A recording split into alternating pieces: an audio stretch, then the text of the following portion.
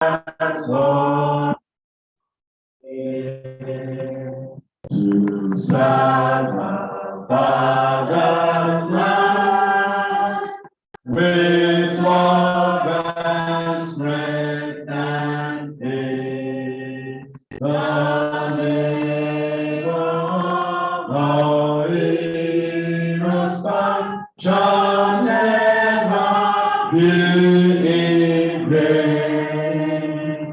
To serve with heart and mind, one nation bounding freedom, peace and unity.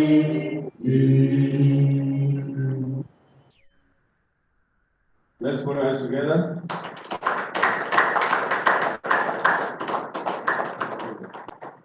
Please, let's be seated. Thank you so much.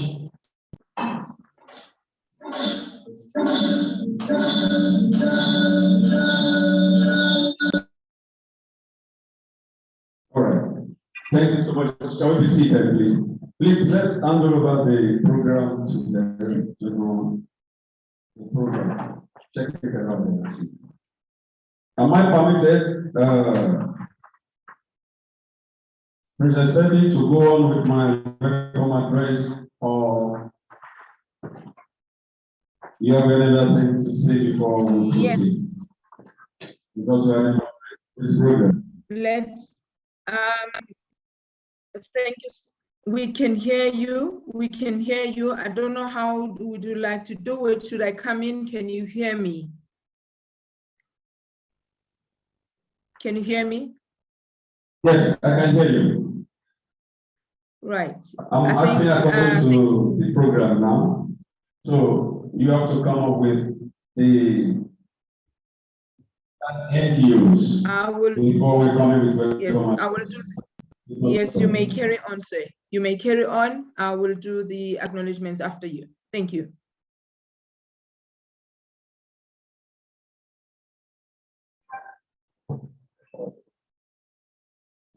We already started NGOs. We're waiting for it.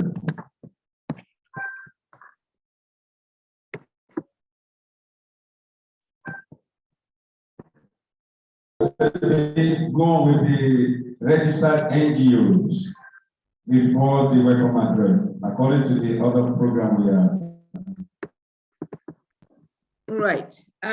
Ladies and gentlemen, I greet you from the beautiful South Africa. Thank you so much, Chaplain, and thank you so much to all our audience that are in Nigeria for that wonderful national anthem. We welcome each and every one of us that are here, those that are online, and those that are at the venue in Nigeria. It is a prestigious day indeed, and we are so thankful for it. I greet our President of Hope, Chaplain, Ambassador Chaplain James Obatunbi. I greet his board.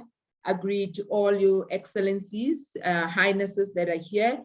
Ladies and gentlemen, may we all be welcome. May we all participate as it needed. May we all be as attentive as we can be. And I also would like to welcome all our online audience, just like myself. Thank you so much. Now that we have done the singing of the anthem, we will go straight into our program, which is really quite short. So right now, I will be acknowledging all the NGOs that are here.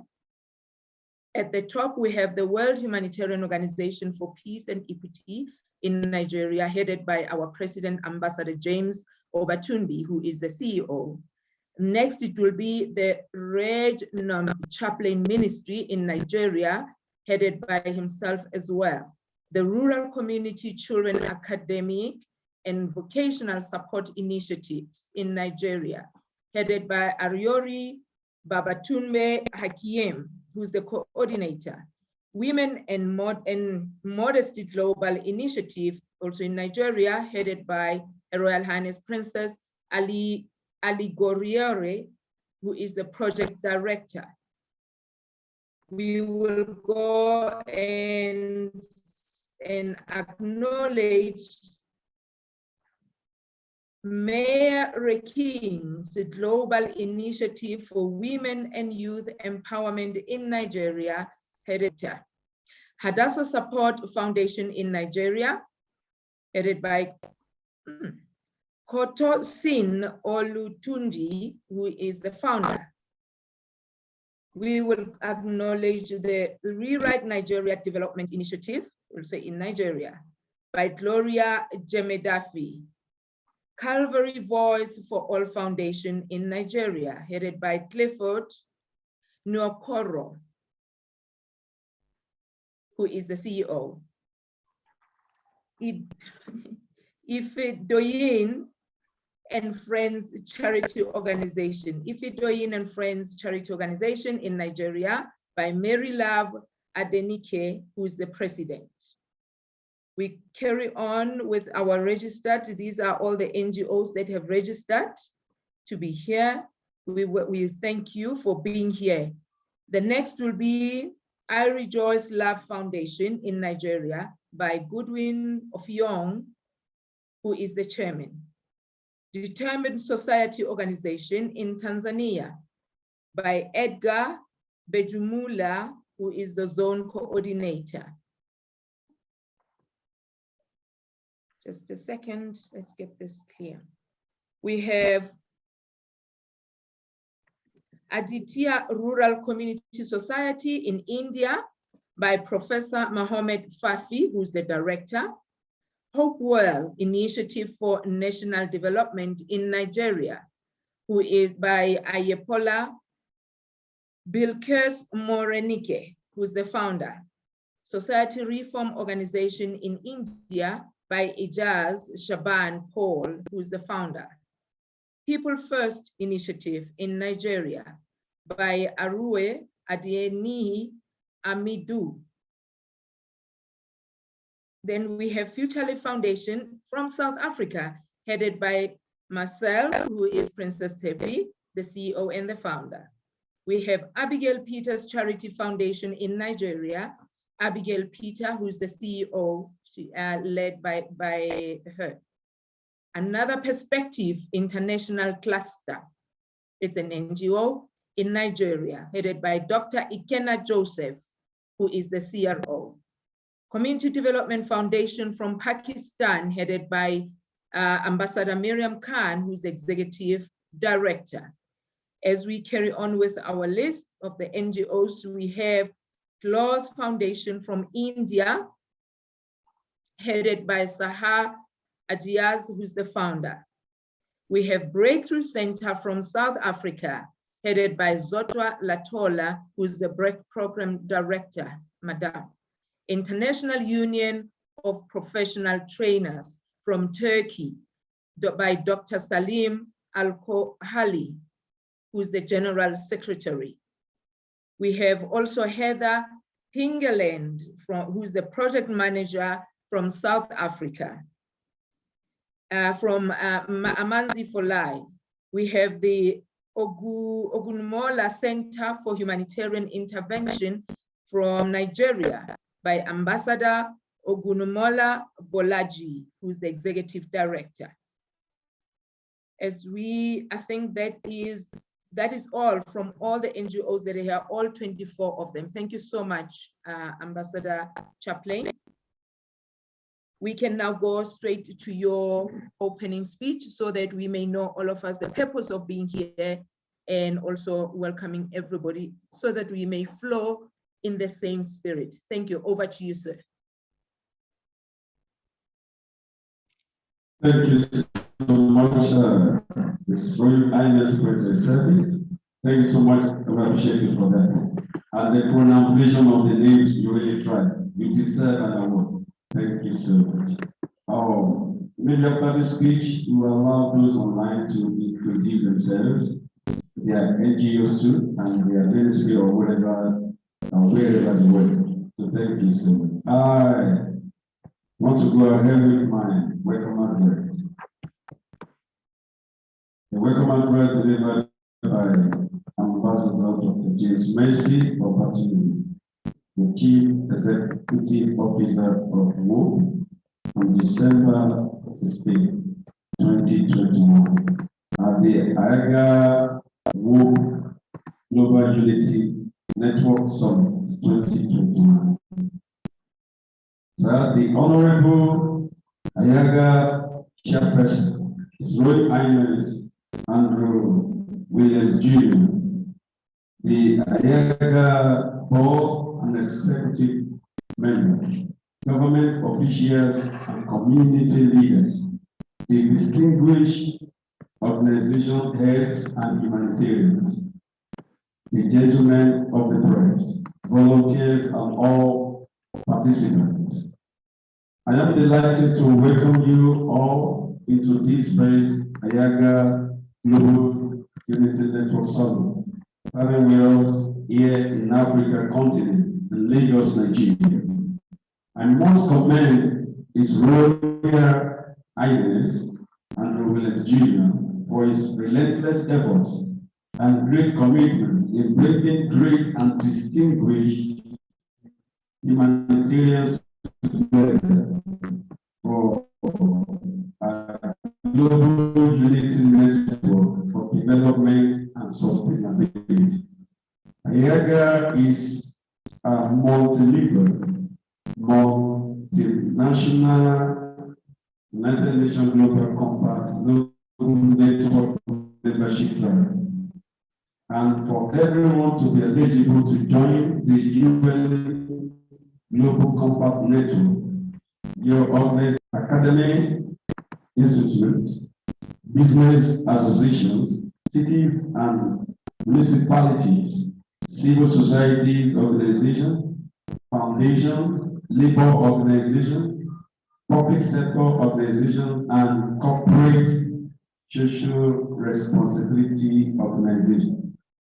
AHIABGA Foundation founder and Chief Executive Officer, Ambassador Shola Akwala, who is fully enshrined as Manitoba, Canadians endorse parliamentary candidates leading up to the next election as champion its USA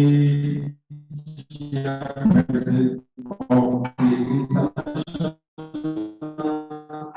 Advisory Board, His Royal Highness Andrew Williams Jr.'s 2021 to 2023 Sustainable Canada and Africa, as formulated by Sandra Ojiabo, the CEO of the United Nations Global Compact.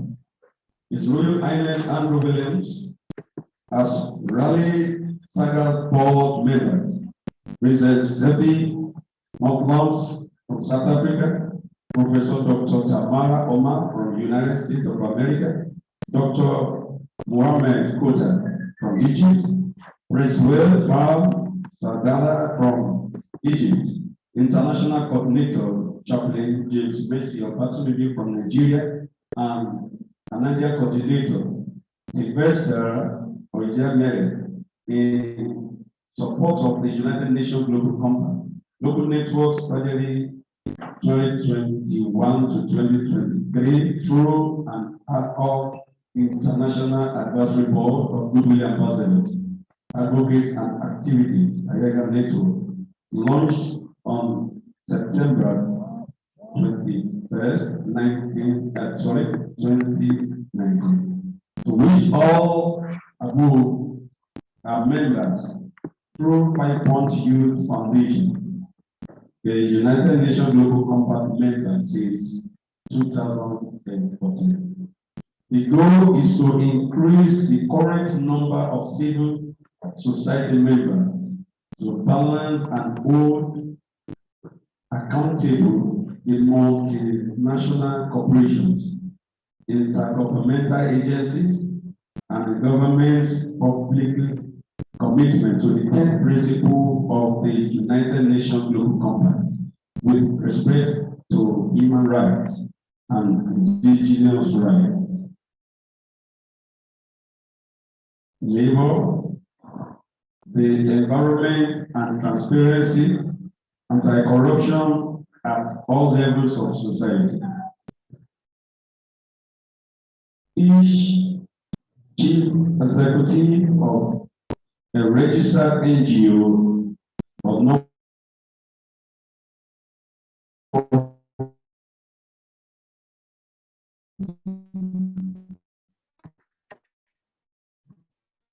John Spray, the United Nations Compact and intervene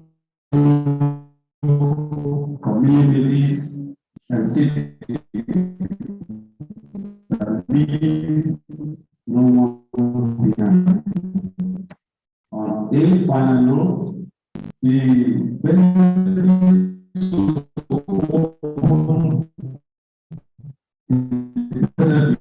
is to open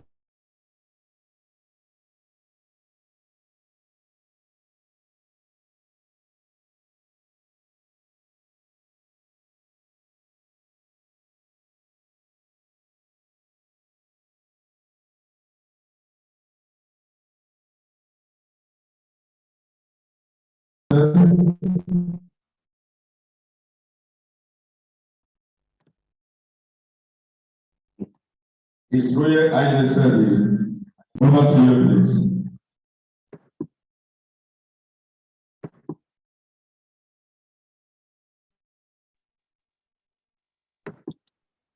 Can you hear me, please? Ambassador Are you? Yes, can you hear me clearly? Princess Sheppy, can you hear me clearly? Yes. Can you hear me too? Yeah. Is he Well, saying thank he's you done? so very much. Is Say he it again, done? Princess? Is he Yes, done? he handed it over, yes. So I'll hand it over to you to hand it to me. Thank you very much. Thank you very much. The sound is coming a little wobbly on our side. So that is why we catch you here and there with some breakages. However, though, we are still thankful. We know that those that are near you, they have heard the whole speech, and we will, because we know you, and we will be getting your speech also online. Thank you so much. Right now, ladies and gentlemen, we will carry on with our program, and we will go now from Africa, from Nigeria. We cross the Atlantic and land in Los Angeles, where we are going to be finding Ambassador Sir Andrew Williams Jr. to give us his talk of today. Thank you so much, my beloved, and that you can take over. Well, thank you so very much. I'm going to begin by sharing my screen to let you know that the World Humanitarian Organization for Peace and Equity is not just a name. It's actually a person and its people. It's actually us. So in that regard, I do want to give special thanks to Chaplain James Obatumimi, who is one of the first of our regional ambassadors. As you see on the WHOPE page, you'll also find myself. Now, I'm broadcasting to you from Los Angeles, California. However, in 2011, I was honored to be married to a South African Imperial Crown Princess. So Africa's in my blood. Well, recently in 2020, I was inducted as a Prince of the Easy Igbo people. That's for the Igbo Nigerians in Ghana. And then later that month, I was inducted as Prince of the Akan Kingdom. So with that regard, I'm speaking to you from the heart. I'm speaking to you from a place where I and you are me, in the spirit of Ubuntu, as Princess Sheppy knows quite well. Another important name that was mentioned today was Ambassador Shola Agboola. It was actually in June of 2020 that he traveled to Nigeria, and while he was there, he launched the Saga Foundation, the Shola Agboola Goodwill Foundation. While there, they addressed COVID-19 disaster relief, but they did something very special. They actually launched this entire website and the entire office and operation there to address several issues of what's called the Sustainable Development Goals. They include overcoming poverty, educational support, enhanced healthcare services, as well as social and economic justice. The mission there, as you see, SAGA works with communities to promote education, enhance healthcare, and provide social and economic opportunities for a better, stronger, and inclusive society for all. This is very important because we've all made a commitment to work together to accomplish what's known as Agenda 2063. As you may or may not know, it was the African Union on January 1st of 2015 that launched the Agenda 2063. It was in September that the Sustainable Development Goals were launched. So Africa had a very great deal to do with those goals and targets that we now know are driving the world's efforts to collaborate together. One reason why we decided we would align ourselves together through the United Nations Global Compact is, as Pastor James said, it allows academic institutions, business associations, cities and municipalities, civil society organizations, foundations, labor organizations, public sector organizations, and corporate social responsibility organizations to all work together to hold accountable the major governments and major business operations around the world. Now, you don't see specifically faith-based organization, but in almost every country, your charities, like the faith-based organizations, are a key part of driving the civil society. You also heard Pastor James and also my beloved daughter, Princess Seppi, mentioned Mariam Khan from Pakistan. She is also part of our AHIABGA network. We're working very closely with them. So you there in Nigeria, please understand, this is a long-term commitment for us from 2021 through 2030 for the remainder of the international decade, the remainder of the decade of action to deliver the Sustainable Development Goals. As you in Africa know, however, for the next 2 years, we'll be actually addressing the first phase of what's called the 10-year implementation, first 10-year implementation plan of the African Union's Agenda 2063. That's very important because just this year, of course, what was launched was the African Continental Free Trade Area. However, none of those can be achieved without engaging all of the Sustainable Development Goals. And that brings us back to the United Nations Global Compact.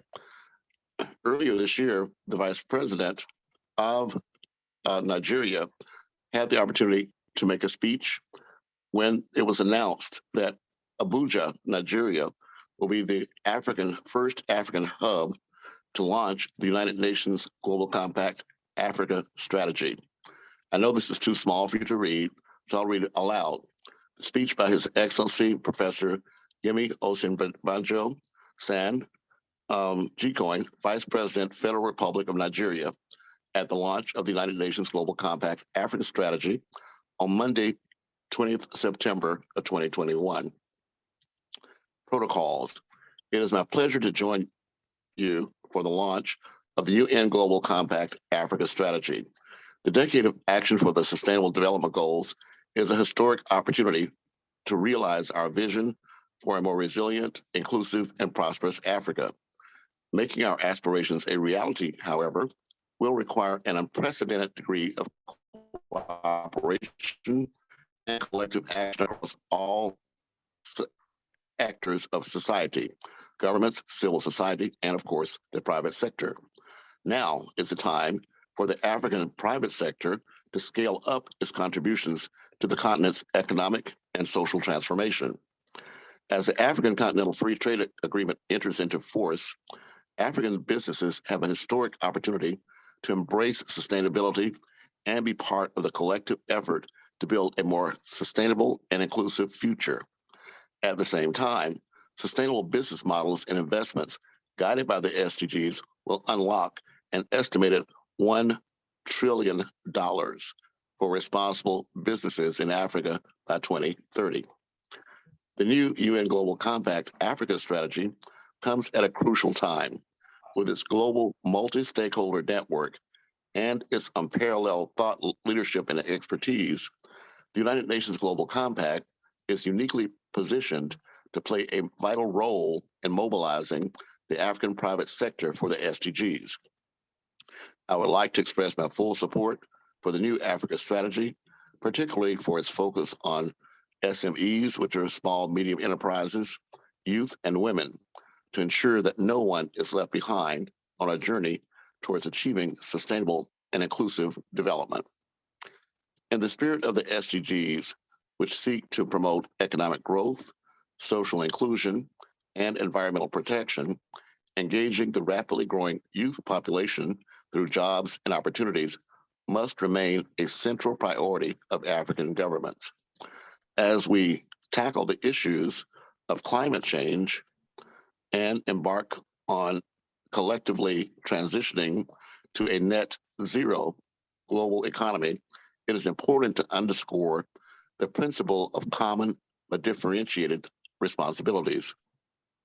Nigeria looks forward to the establishment of a new Global Compact Africa Hub in Abuja next year, 2022, which will coordinate and drive the implementation of the strategy on the continent. I take this opportunity to urge all companies operating in Africa to seize this moment and drive ambitious SDG actions throughout their operations and supply chains, guided by the 10 principles of the UN Global Compact on human rights, labor, environment, and anti-corruption. I also call on all companies across Africa to engage more deeply as a strong and positive influence on society and leverage their resources, innovation, and investments to advance the global goals and create the Africa we want. I look forward to continue working closely with the UN Global Compact in implementing this ambitious strategy. Only by working together across government, the private sector, and civil society can we pave the way for a stronger, more equitable, and more inclusive world. So with that as a background, I want to let you know that WHOPE is not sleep. WHOPE is awoke.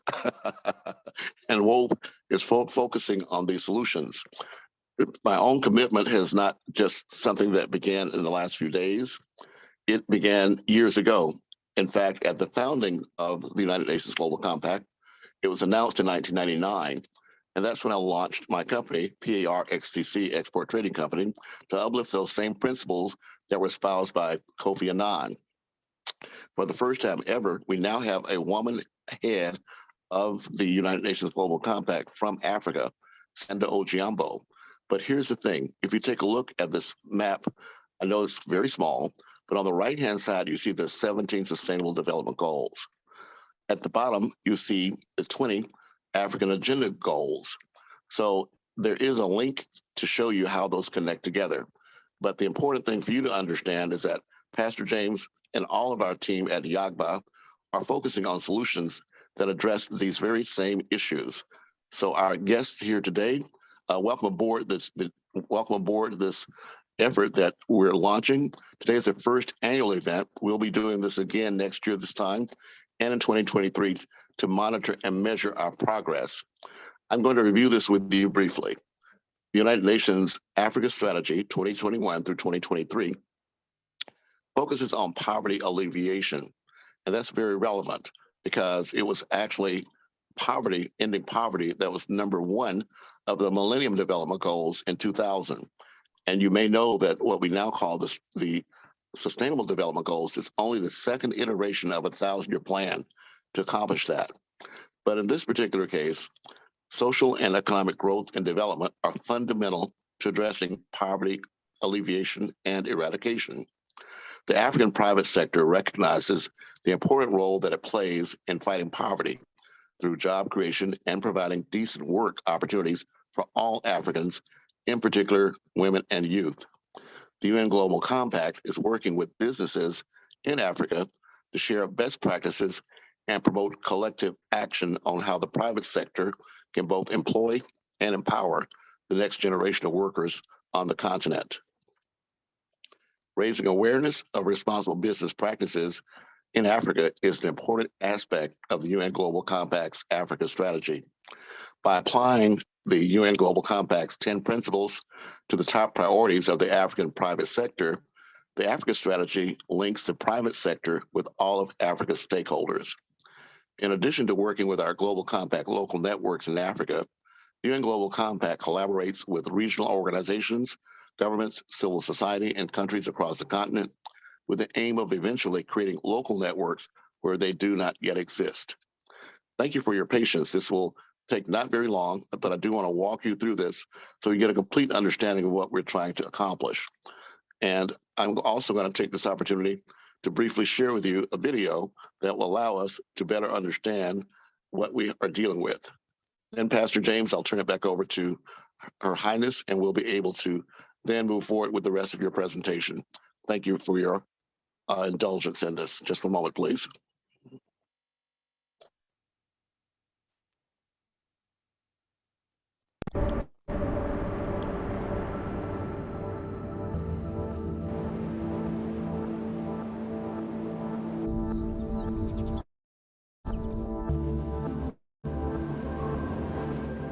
As a human family, we've had an enormous wake-up call to how connected we are with a tiny little virus that comes along and shuts us down.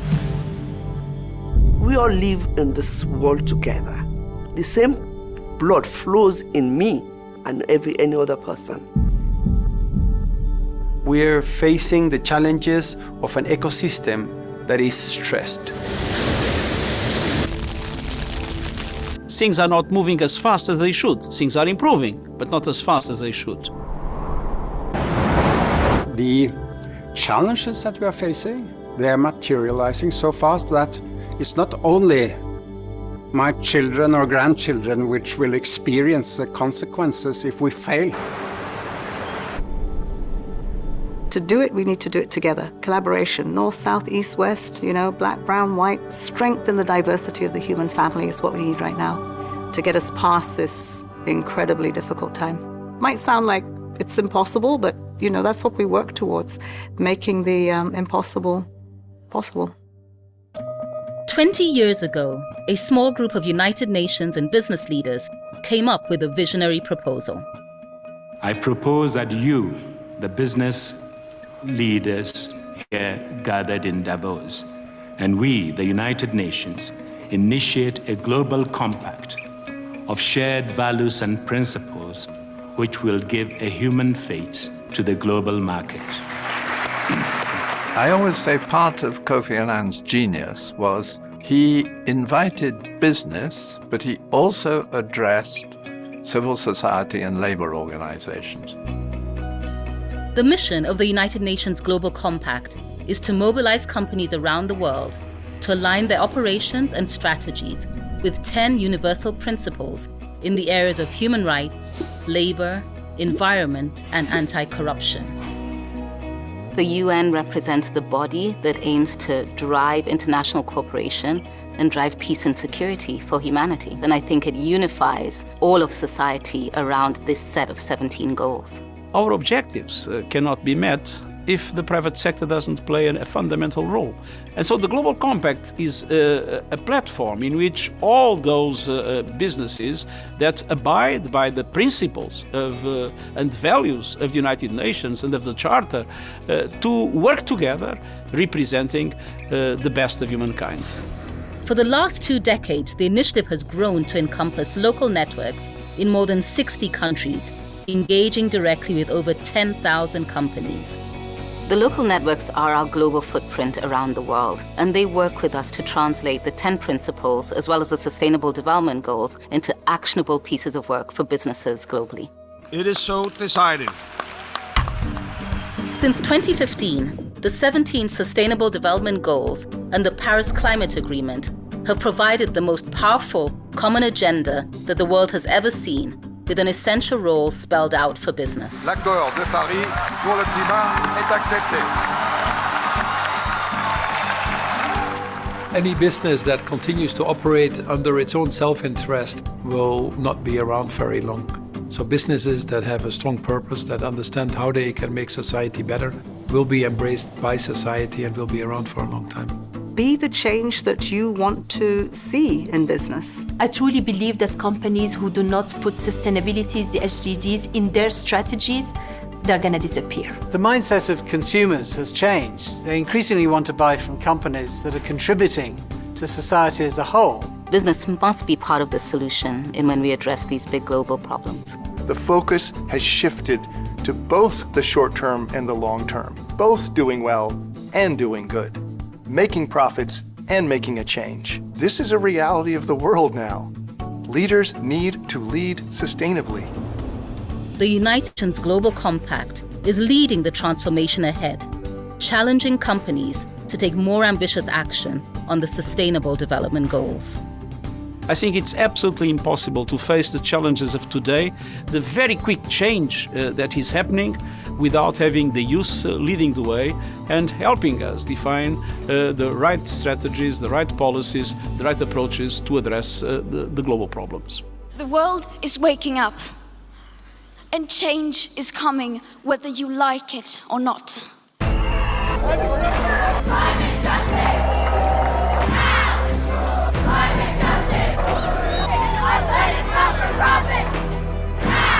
The world today has got more opportunities than it has the challenges that can be overcome by the opportunities that we have. You find people in the most desperate of situations, determined to fight for a better future. That's the kind of world I want. What have changed in a very short period of time is that the narrative is different, and that is fantastic. If you want to have a good business, you have to mobilize people. A business is a sum of people working to something. More and more people realize that sustainability is really about making the pie bigger, better, and more inclusive. I hope in the future all businesses in the world will think about their own purpose. Business can only exist when they have a purpose. We've got to show progress. We've got to reverse what's happening.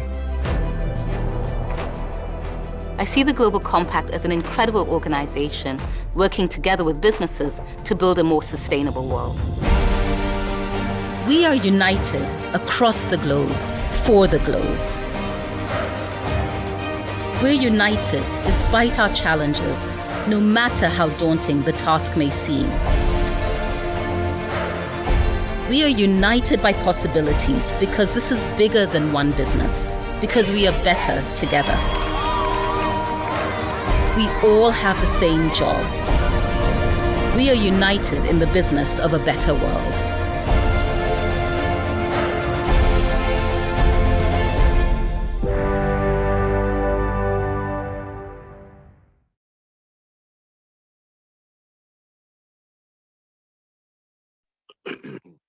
Well, thank you so much for your attention. We do have a very special guest with us today that's going to address how businesses can work with nonprofit organizations like ours. So, Pastor James, I'm going to turn it back over to Princess Seppi, and at the conclusion, I'll briefly show how this all connects together. Princess Seppi, the ball is back in your court. Thank you. Thank you so much, Ambassador Andrew, Ambassador Prince Andrew, Sir Andrew. Thank you so much for making it all clear. And I guess from all the speakers, from all the videos that we have heard, there is one common word that keeps on popping up, that keeps on being mentioned. It's about collaboration, it's about partnerships. And when we look at all 17 SDGs, the Sustainable Development Goals, the very last one, the number 17, it speaks about partnerships. When you hear also the speech of Ambassador Andrew, it is exactly how he has managed to bring us all together. It is because of that passion, so that in our corners, in our communities where we all have been working towards this Agenda 2030, but we saw it good and we saw it really relevant, that in this season, let us all come together to be able and heed to the call of coming together to be able to attain these goals and we also work towards Agenda 2030 and towards 2063. I usually say, I don't know if any of us here will still be there in 2063. However, though, in this decade that we have towards 2030, we have a role to play. We can make our mark so that the youth that are coming from us, they can then be able to take the baton, and they can take an animal that is alive, or should we say an organism that is well organized and alive, and they can just take it up and work it through to 2063. You know what? I would like our generation, or even our continents or our communities, to know that there was Ambassador James Obatumbi, and there was Andrew Williams, and there was Princess Sebi, because we can see their footprint. We are now calling upon each and everyone who is here and those that are listening to us to say it is not a mistake that you have joined us today. As we have heard, that this is the first, this is our inaugural event. Next year, up until even to 2030, we will be holding this. So how about if you come together as well? Come and join us. The table is still huge. The seats are still empty. We have your place as well. With those words, we will carry on with our program. And I am so happy and glad to be part of this organization under His Excellency Ambassador Dr. James, and also the part of all the global goodwill ambassadors and members of all different organizations as well. We do it because we love our continent, we love our world, and we want it to be the world that is in peace. With those words, ladies and gentlemen, let us go ahead. If on your direction, Ambassador Andrew, do we have Dr. Ajumond Zaidi from India? If I not, do not see her. I do not see her in the lineup, so I'll turn it back over to Pastor James. We do have a dynamic speaker, so perhaps Reverend James can direct us for our next steps. I see the podium, but I don't see him. You have the agenda, so I'll turn it back over to you. Okay, we have lost him as well. So we will go ahead. If we don't see Dr. Tamara as well, or even Miriam, I don't see Miriam to represent Dr. Tamara. However, we do have Ambassador Dr. Favor Adoyeji. I saw the name earlier on. Favor, yes, he is. I see Favor Ayodele. Is it the same person? Exactly. All right, and we apologize on my program here, sir, so we can, not that I'm not taking responsibility, but it's written Ayodeji. So I will read it. I'm glad that you are here. I'll read your profile, sir, and thank you very much for honoring this call. Let me go to your profile so as to introduce you appropriately.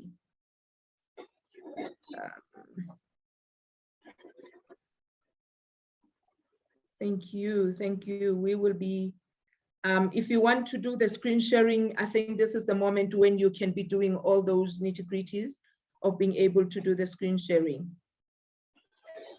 Well, not at all. Yes, everyone is empowered to share the screen. Yes, while I'm reading your profile, you can be doing all those. His Excellency, Dr. O. Favor Ayodele, these are all his credentials: EMP, EDPM, Diploma BI, MSc, PhD, PGA.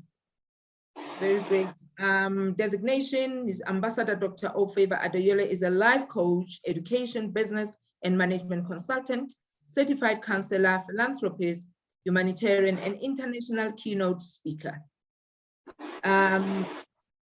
His mission statement in life, which I will just be reading just the snippets, won't be going through everything. His mission statement is administration will establish and promote common sense leadership, and also new value system, general safety, sincere service to the people, unity of purpose on common ground, knowledge transfer, accountability, digital integration, entrepreneurial baptism, economic reform, mental health reform, gender parity, revitalization, and beautification of public spaces, social services reform, cybersecurity protocols, artificial intelligence, which is AI, orientation intelligence, which is OI, business intelligence, which is BI, active democracy. That is Dr. Favor Ayodele. Sir, I'll turn the mic onto you. Thank you very much. Thank you so much, Your Royal Highness Princess.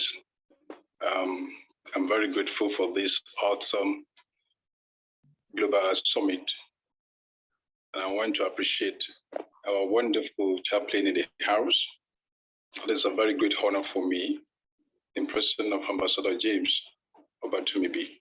And, I must sincerely give kudos to our previous speaker and the entire crew of this organization, putting us together to make sure that we have what we need to do as a matter of urgency for the Africa we want. I want to appreciate all the speakers. Let me start by saying, I want to speak from my heart. It's not that I don't have a space somewhere reading, but I believe that it is high time we speak heart to heart. The topic before me is Arise Africa. This is the moment that it is strategic. This moment is extremely strategic for every one of us, for the Africa we actually, envision. Let me start by saying that right now the population of Africa is about 1.3 billion, and in 2040, 2050, thereabout, we are going to have Africa to be 1.7 billion people. What does that tell us? It tells us that we are growing in number. We are growing in all areas, in all aspects. But what is the plan? What is the future plan? What do we have? Basically, from the area of leadership, what did they have for us? So if the topic says Arise Africa, it's a clarion call. It's a call for responsibility. It's a call for us to awake to what we really need to do as individuals. I won't speak ill on any foreign expertise or thereabout, but I want to speak to us. It is a matter of your responsibility, my responsibility.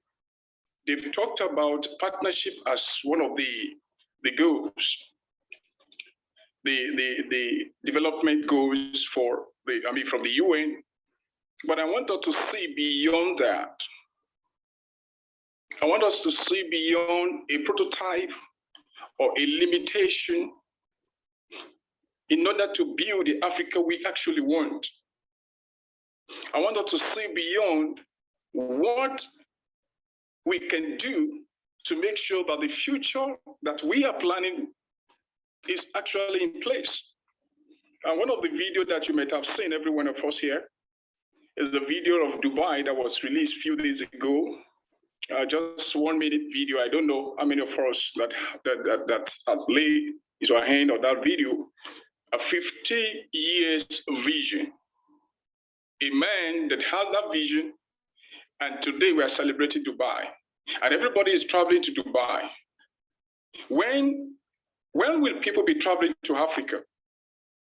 When will people be traveling to your country, to South Africa, to Nigeria, to Gambia, to Tunisia, to Morocco, to Ghana, to Rwanda, and the rest of African countries? Now, we have the population, we have the resources, and I want to say that Africa is too rich to be under mental change and slavery.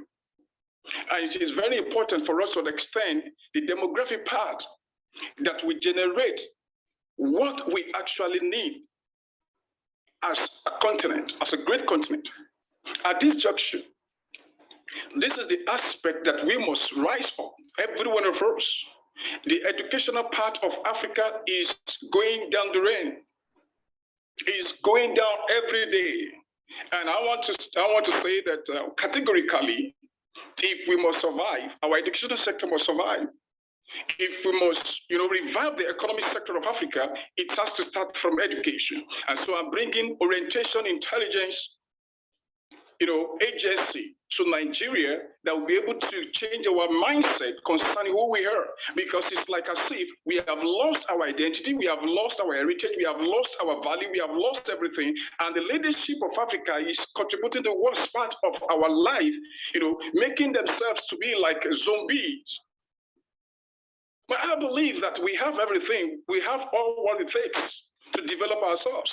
So the first thing we must do is to value ourselves, to value your neighbor, to value every member of every person, African descent, wherever you are on the surface of the earth. We just need to start valuing ourselves, value one another, because we cannot actually grow in any way. No matter what we are saying, if you don't see the value in your neighbor or in your friends, in your partner, there's no how you can actually access the quality of that person. And let me tell you, there is no land where there is no human being.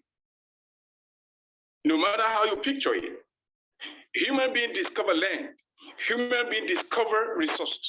So human being first. So we are first.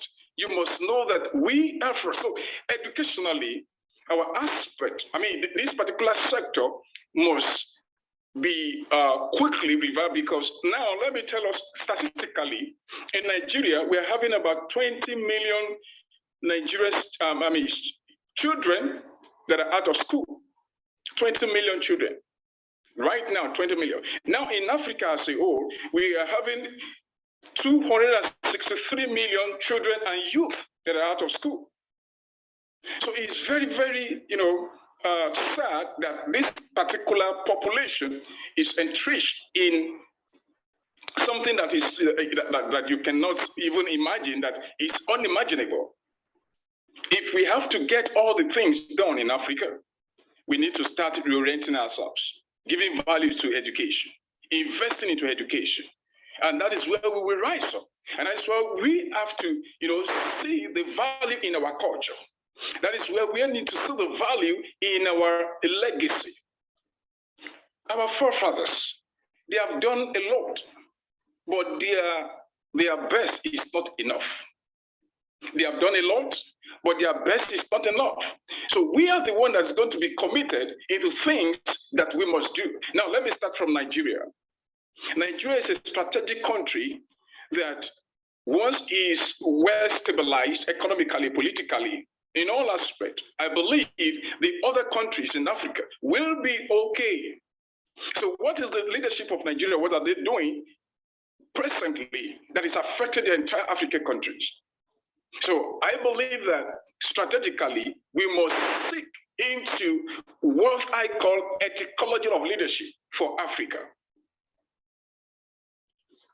It is so pertinent that we must address this particular issue, because they are the one that determine the policy that guides other things, agriculture, economy, technology, and the rest. If we must get it right, the leadership of Africa must get it right first. So your contribution towards the leadership of Africa is very, very important, essential. And if you want to see the leader you want, it starts from you, it starts from myself. We have to start building this love among ourselves. We have to start building this kind of orientation, the value. We have to start loving ourselves. Like I watched the video that you just played, and Your Royal Highness Princess. Somebody talked about the same blood that flows in me is the same blood that flows in others. So one of the things, the only thing that can give anybody sense of racialism is when your blood is different from my own blood. That is where we can have a room for racism. So if that is not there, then there shouldn't be any room for racism. There shouldn't be any room for racialism. There shouldn't be any room for marginalization or for sidelining. Now, coming to Omicron that just happened recently, Nigerians and some part of Africa were on the red list. And with the weight of knowledge, with intellectual property of Africa, with what we know that we can do, everything, the resources that the world could use. I mean, what the world could rely on is here in Africa. So harnessing the resources and everything shouldn't be a problem if the leadership of Africa is well balanced and, and structured. So the leadership system of Africa has been, out of hand. My fellow people, my fellow African, listen, wherever you are, you're hearing me. This is a call. We must rise up. And if they are bringing any business to Africa, and somebody is saying, will it actually thrive? Then you have to ask yourself, will I make this business thrive? Will I make the idea of my fellow human being, my fellow African, will I make it thrive? Nothing should come to Africa and die anymore. You should take responsibility. I must take responsibility. Our children are dying. A lot of insecurity, like the Nigerian I was talking about, is happening everywhere, killings everywhere. And somebody said somewhere that it is when in time of crisis that investment or investors will be coming to the no. You can't invest anything where there's chaos. You can't even think about it because safety first. Africa must arise. That is what I'm talking about this wonderful afternoon. You have to arise in your mind. You have to speak to yourself. Let's come to think of it. The remittance of African people that are in diaspora to Africa. Do you know how much it was? In Nigeria alone, for 3 years, we are remitting about $65 billion for 3 good years.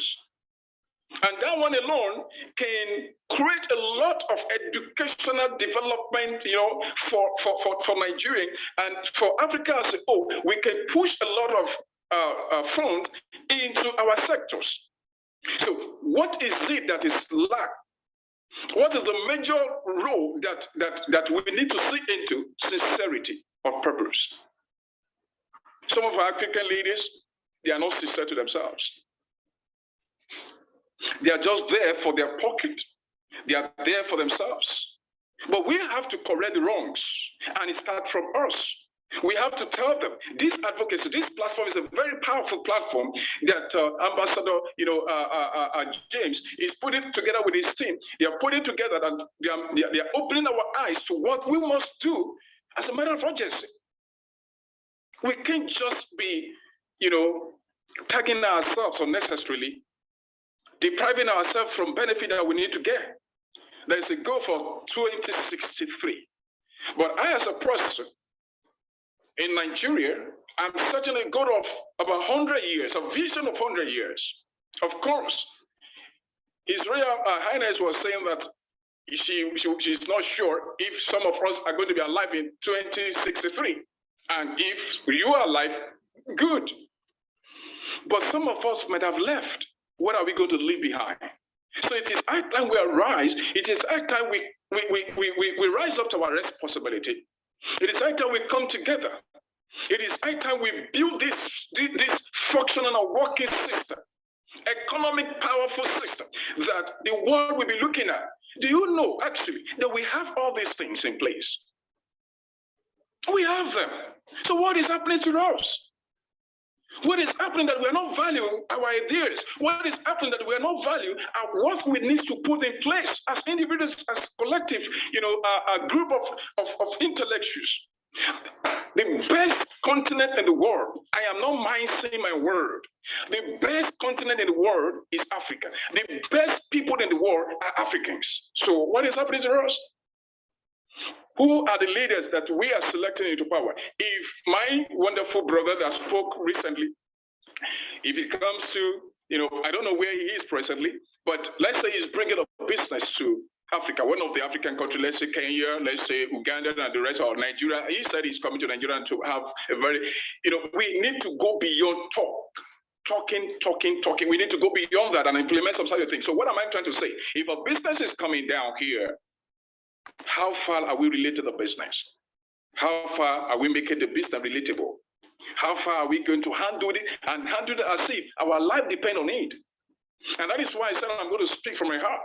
I'm not going to speak stereotypically, just to prepare a very beautiful, something that we can just, the man has spoken well. No. I'm speaking from my mind because this is what is happening to us. This is what we must call ourselves to. Lastly, ladies and gentlemen, the leaders that we are bringing to power determines our future. No matter what we are doing, which is very good, but the policy, may I shock you? The house housing policy rather, in Nigeria as we speak, I don't think ordinary man can build house right now in Nigeria. I don't think so. And I believe that that is how it is in Ghana. If you go to Ghana, you will see what is happening in Ghana. It's an eyesore. When you go to South Africa, it's still the same thing. When you go to Uganda, when you go to different parts of African countries, it is high time we unite. It is high time we call a spade, and let there be unity in Africa.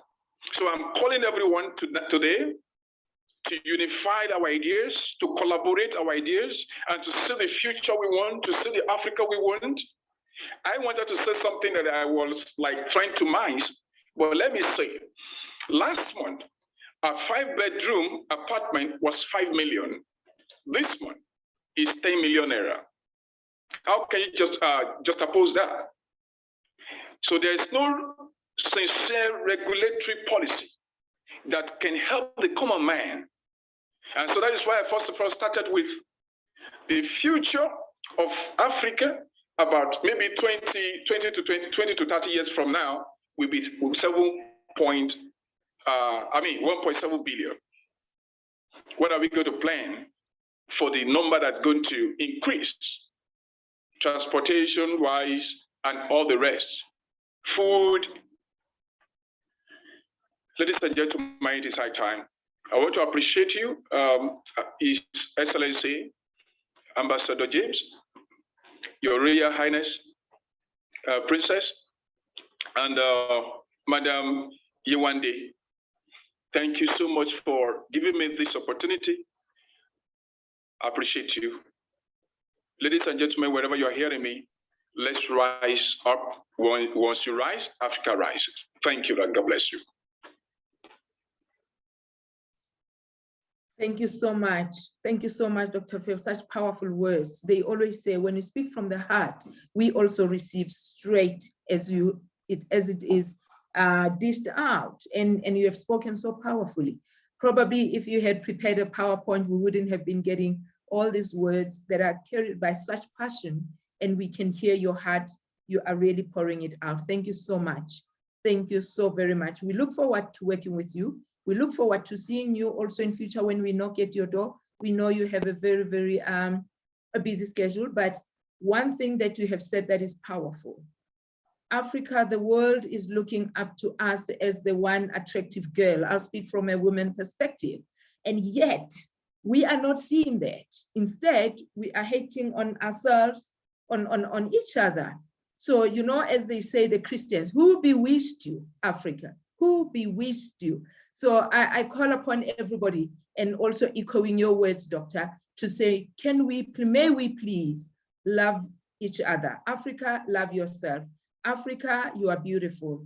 Africa, you are well empowered. Africa, you are rich in mineral resources and human resources. Africa, you have all what you need to succeed. Africa, this is your time. Africa, arise. Thank you so much. I thought I'll be hearing ululations and clapping of hands and clicking. You are here, Mo Africa. From my South African language, we say, Mo Africa, you are here. Clap hands for yourself. Take up the stage. Wow, I love it. I love it. That's the spirit of Ubuntu. Vigor, power right there. To you, Africa. Thank you so much. We are now going to be hearing from Dr. Yewande Okunoren Oyekenu. Today, I'm telling you, I'm going to get this right. And forgive me if I'm not saying it correctly, who is also the Director General Operations at International Human Rights Commission, the African Diaspora, who's also the President at International Human Rights Commission, African diaspora in Europe. Madam, the stage is yours. Thank you so much. We can wait. Thank you, Your Highness. Thank you, Your Excellencies, everyone who's here in this meeting. I hope you can hear me. Yes, we hear you clearly. Okay, thank you very much for the opportunity. Though I got the message, I think 2 days ago, but I did try to be here because in another 1 hour, I have a meeting with the British Pharmacological Society. So about me, about chemist, the pharmacologist, the neuroscientist, the healthcare executive, a board member. I've been in UNICEF when I was a youth corps. I was the vice president, NYSC Anti-AIDS Club, Oyo State. And since I served UNICEF, I have had that spirit of volunteering. Right now, I serve in the Royal Voluntary Service as a COVID-19 responder, working at COVID-19 clinic, as well as speaking to people who are depressed or who are lonely. That comes from my neuroscience background. I'm a member of the American College of Healthcare Executive, soon to be a fellow. I'm a member of the British Pharmacological Society, Society for Neuroscience representing Nigeria, American Physiological Society, American Society for Chemistry and Molecular Biology, and a lot of other societies. So today, it's good I'm speaking right after I think it's Dr. Favor Ayodele, because he touched on a point and it was education. And for the whole of the year, I've been very, very busy. This year alone, I published 10 books. 10 books in 1 year. It's not been easy, but I have been writing those books over the years, at least 5 years. So for my science, technology, engineering, and maths project is for Africans and Africans in diaspora, because we notice that there's a difference between African children and African diaspora children. While the children in Africa have respect, African diaspora children lack that respect, not because it's their fault, but because their parents are scared. You know, in Africa, the children are scared. In African diaspora, the parents are scared. So I did a summer camp and I had this book, Life of Scientists and Adediwura. So our children have gone to school to learn about Mungo Park, Florence Nightingale, all sorts of other foreigners, Isaac Newton and, you know, Michael Faraday. But there is a scientist called Adediwura, which is myself. I am Nigerian. However, I am a neuroscientist and I have other science specialties. So the children learned about science, how to become a scientist, how to become a female scientist. So using myself as a role model, that's the best way to teach the children in Africa and African diaspora, because when we talk about education, it's not easy to teach a child what you don't have. So the good thing was that during our youth service, we were asked to serve, but this was a long time ago. I served in 2006 in Oyo State in a village behind Bodija Market, you know, when I should be in the hospital doing blood samples and all of that. But I took the honor and I went to teach integrated science. But even the children saw the difference between the teachers who were youth corpers and the teachers who went to teachers training college. No offense, but the difference is there. So if we can merge, you know, people who are not teachers to become educators, people who in their real life, you know, like maybe someone like Dangote who has flour, cement and all of that, to actually teach children in polytechnic, who have a better world rather than teachers who have never been to business school teaching about business. So I also did the pharmacology book in English, pharmacologic explanation for the observed gender difference in recovery from anesthesia. So when we go for surgery, women and females and males, there are differences in recovery. So it's like we're trying to create awareness. And then we had the English, we had the French. Sorry, there are French speaking people here, but I will try. So the French is explication pharmacologique de la de français. Observant la récupération après l'anesthésie, pharmacologie anesthetic 101. I won't be able to read all of it, and this in Spanish. And then we have our own for Africa, one African language, that's Yoruba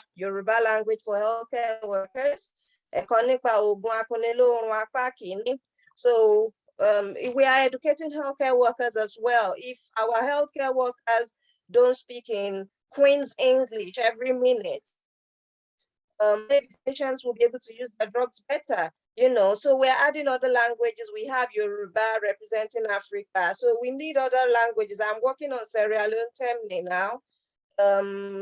So the reason why I'm Europe, you can see I had my books translated to French, Spanish, working on Brazilian Portuguese, and so that role fits me for those that may be wondering. So I'm doing Italian and other subjects. So when we have secondary school students writing subjects like Yoruba, and they tell them to write a story, and they write a story of what happened in the hospital in Yoruba language, I mean, that would be a great doctor.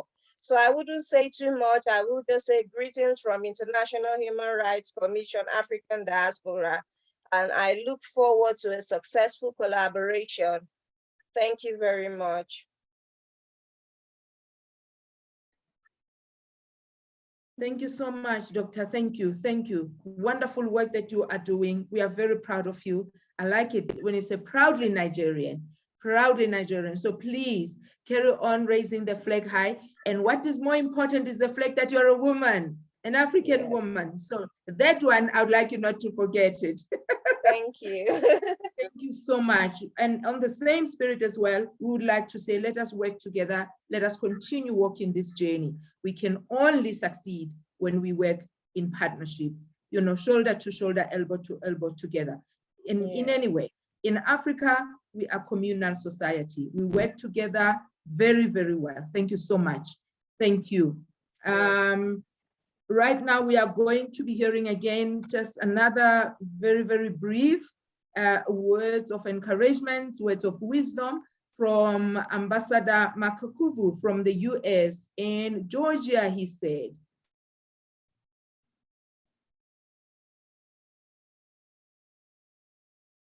Makakuvu, the mic is yours, sir. His Royal Highness Makakuvu.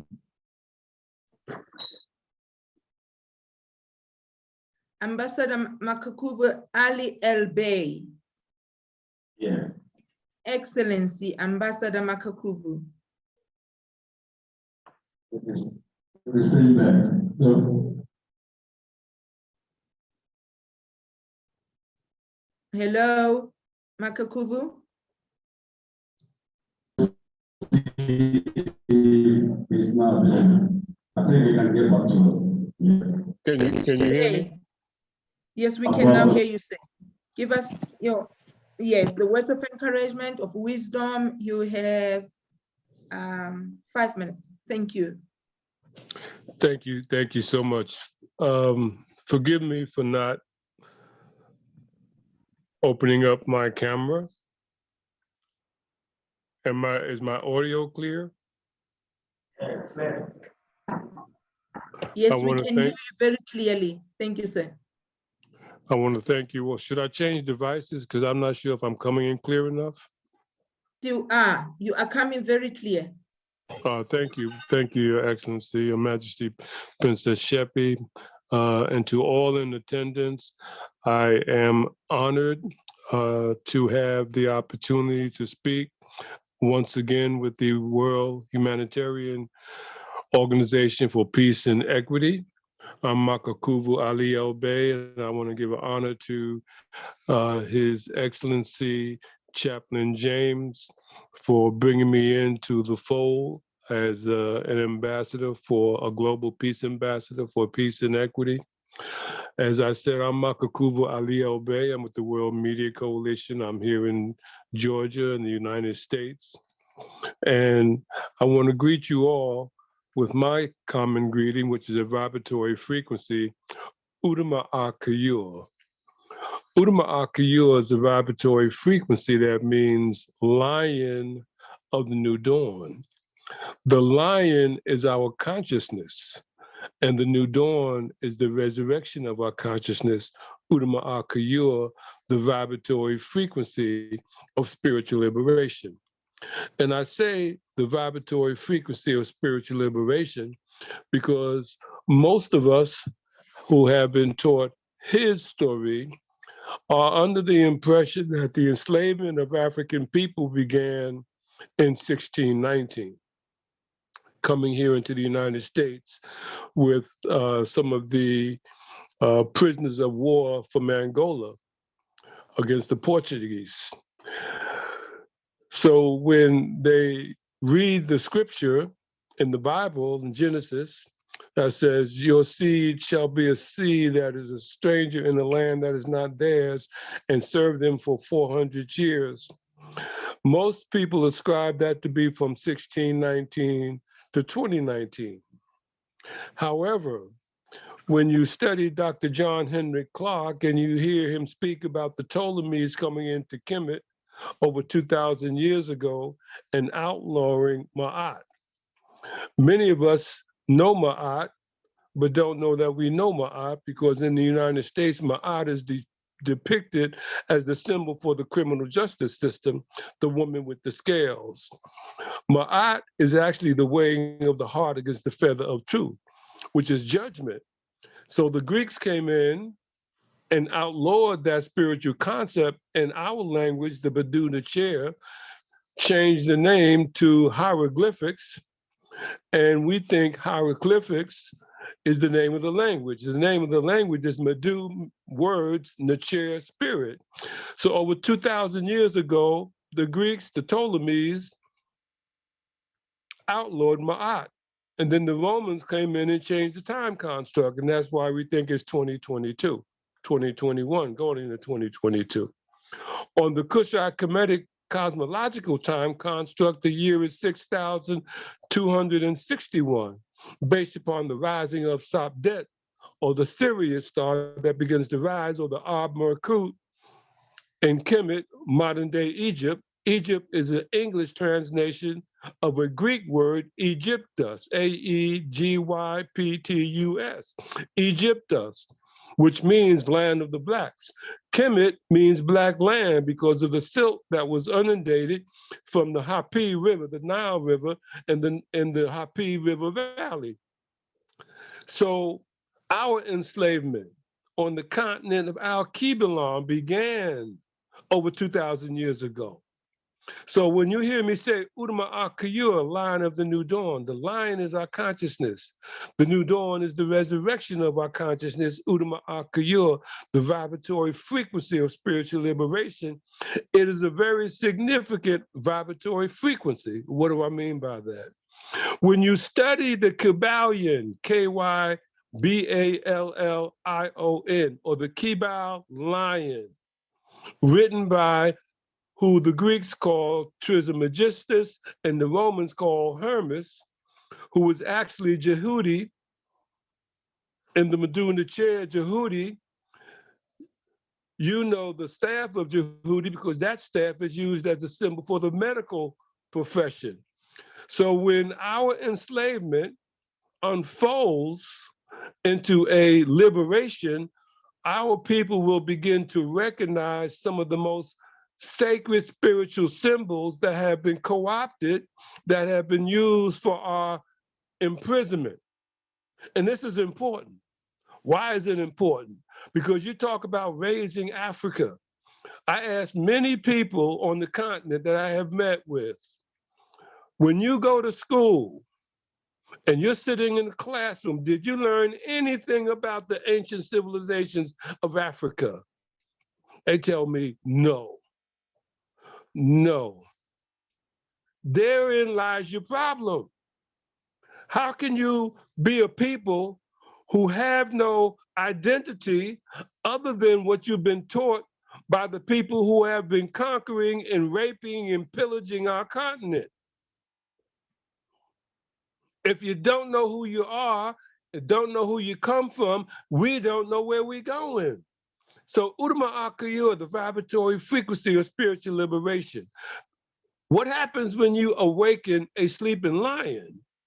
Think about that for a moment. What happens when you awaken a sleeping lion? First thing that's going to happen, the lion's going to roar, and the second thing that's going to happen is you're going to be eaten. You're going to be eaten. Udama, the lion is our consciousness to raise our young people with the construct of the story, the chronology, the myology. I don't use the history when I talk about our chronology. I use the term myology. My for self and ology for the study of, myology. When you study the Kibao lion, the Kabbalion, the 7 principles of the Kabbalion. When you study the scriptures in the Bible, now I'm gonna say this, folks, because a lot of people have a problem when I say this, but the Bible is written on the walls of the pyramid. It was written in the Meduna chair, translated and converted into the Bible. So when you go to the Merkut, the so-called pyramids, you see the language that the Bible was written from.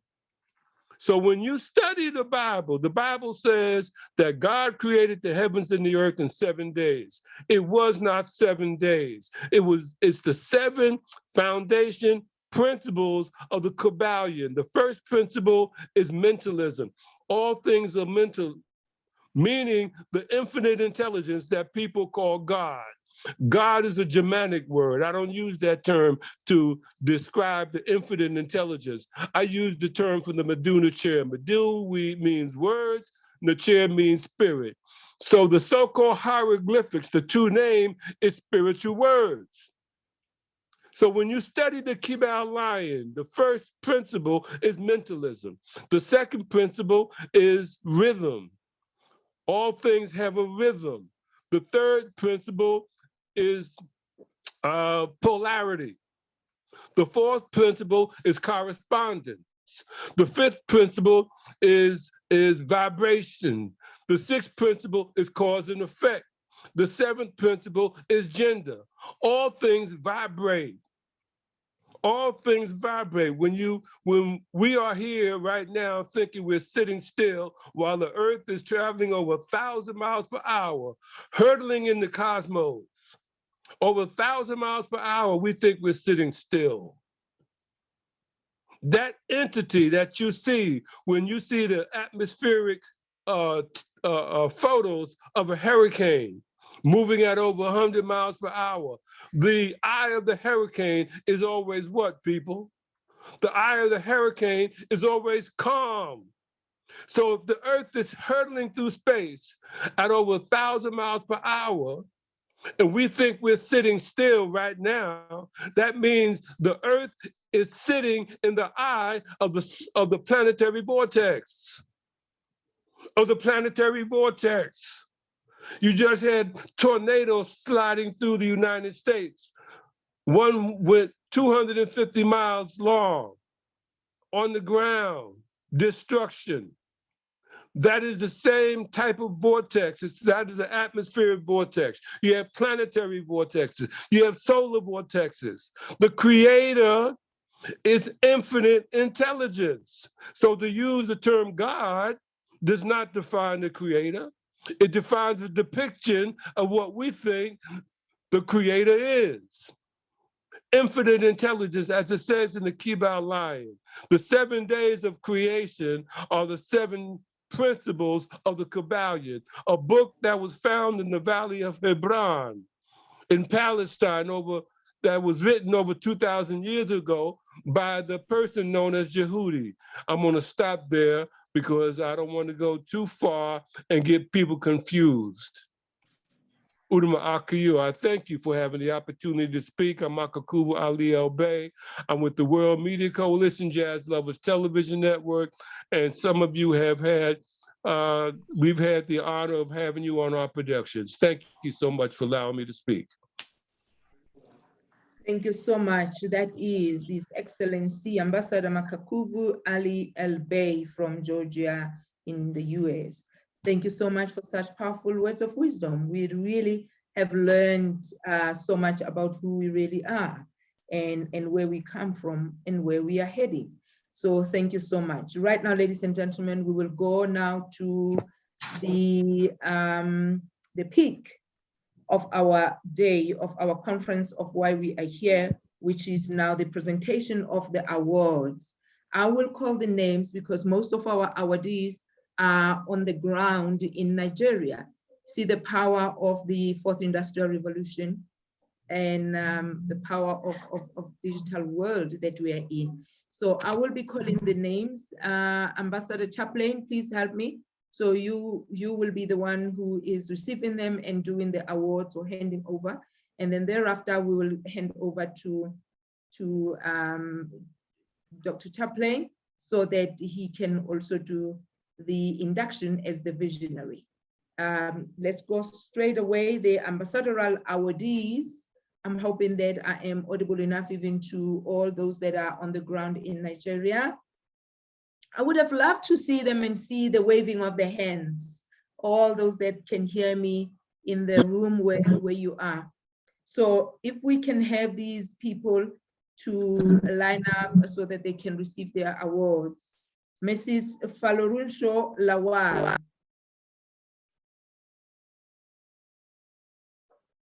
Am I still with everyone? Can you hear me? Chaplain, can you hear me? Yes, we hear you. But it looks like Chaplain is frozen. I don't see the movement, or has he left? So, because most of these awardees are actually on the ground here.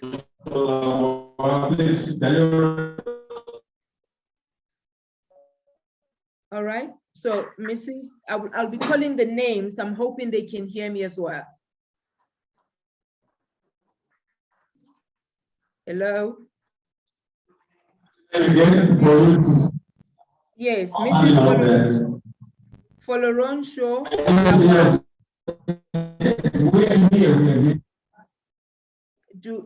Okay, I hope we are going to be seeing them.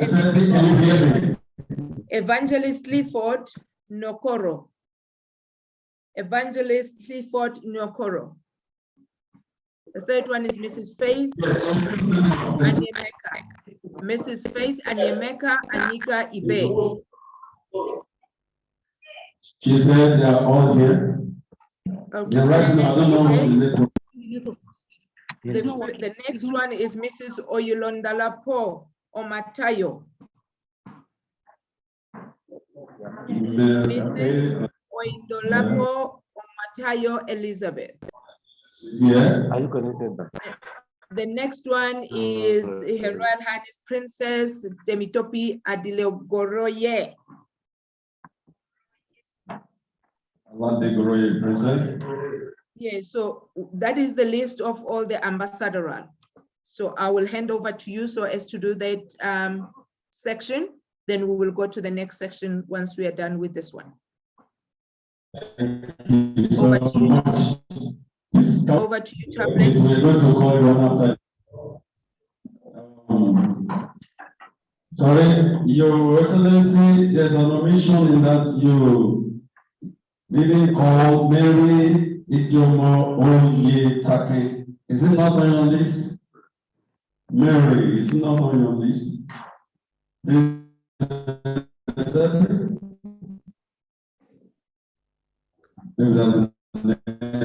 Mary Ijeoma, yes. Number 4 is Mary Ijeoma. Sorry about that. Yes, sorry about that. The 4th one is so. Mary Ijeoma. Oh, yes. Ijeoma Oyetake. Thank you so much.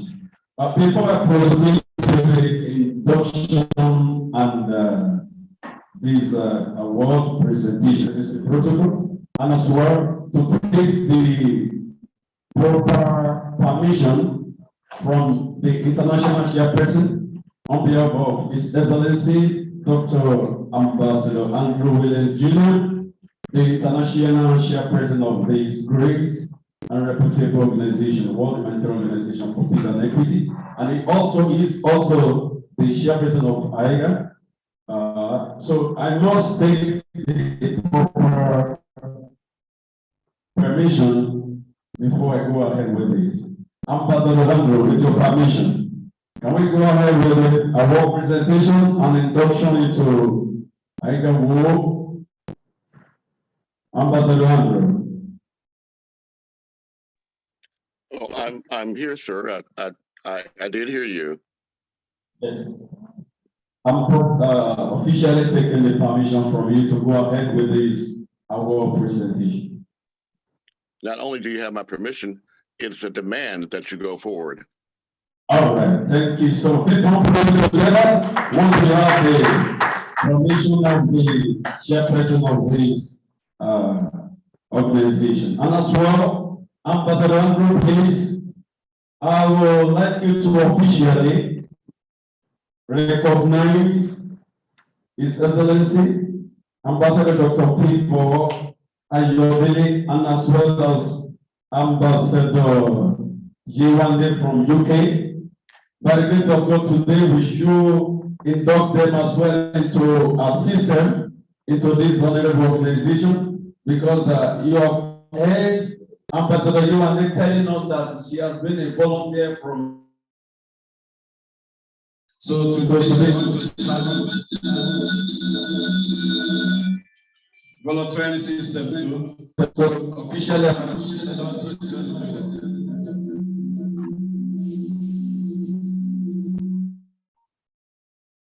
Please, ushers, please, I need your assistance here. So sorry for that transmission. So Ambassador is going to welcome official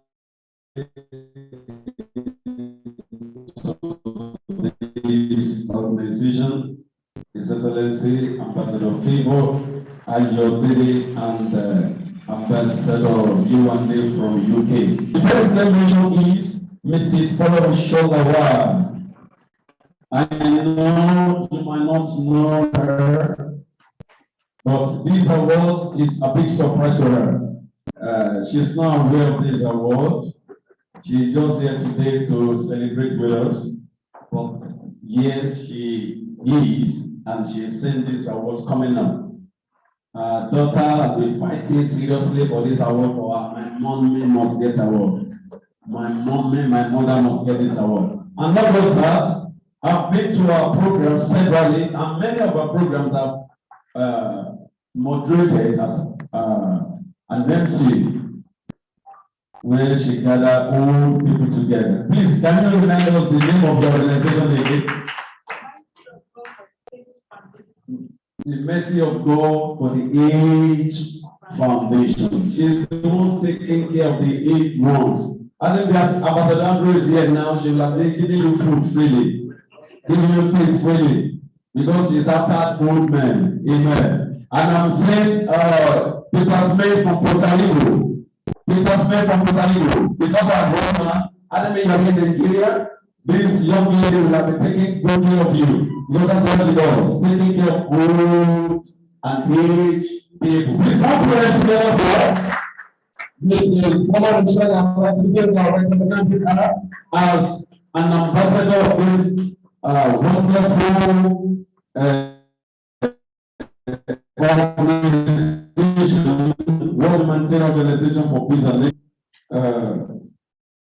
they have distinguished humanitarian quality to come out and give this quality award to this quality personality. This one you can come here. That's what we show well. Please, we are going to start with this. Let's start with the letter.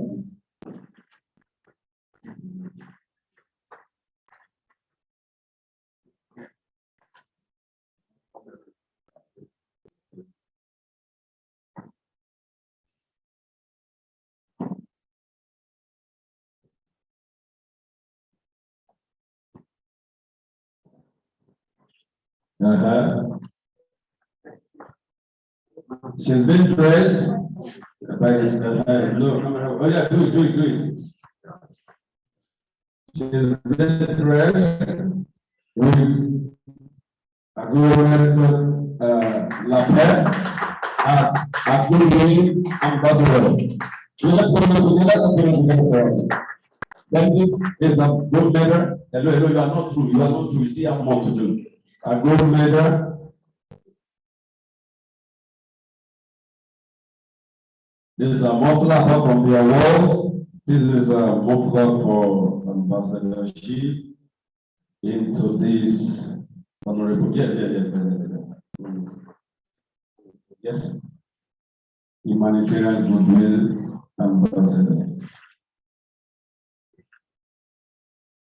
No, not like that. Around the neck. She used to take care of the old people, so she knows how to do it. Please present this to her. I will present together for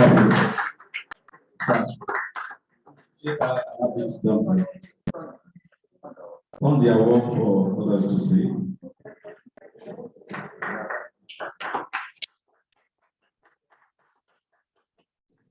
Beautiful. That is so excellent. That's so beautiful. Congratulations. Thank you so much. Princess Seven? Princess Seven? Yes, yes, sir. Evangelist Clifford Ikechukwu.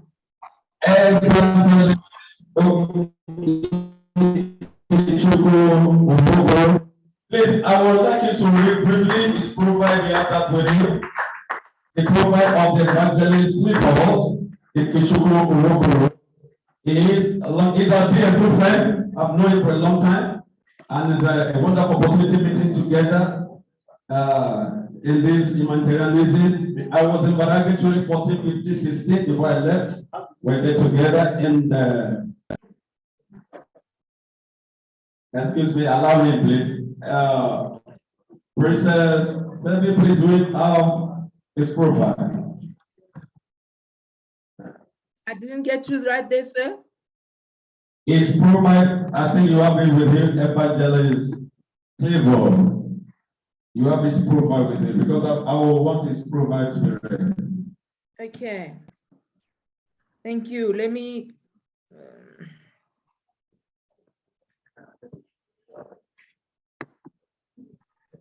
Right. Evangelist Clifford Ikechukwu Nokoro, a born humanitarian, answered the call of the living God unto salvation on Tuesday, the 20th September 1988.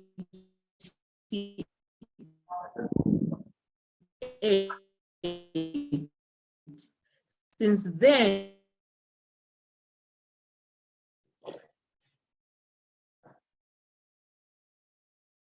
I think the network has been in the service of humanitarianism because he noticed his area.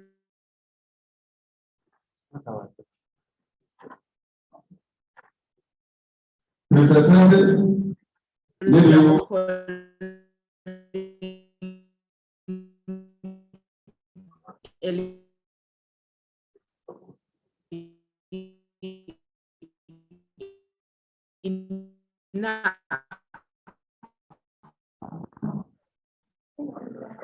all right, if you can hear us, Mr. Senator, I think the network is bad, so we're going to let that be.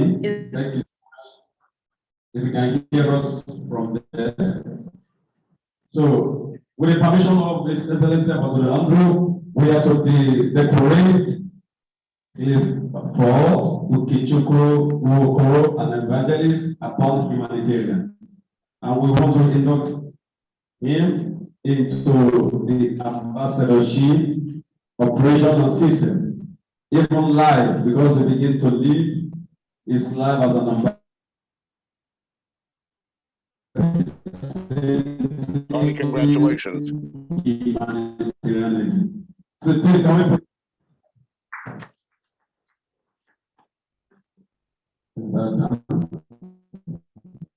well done.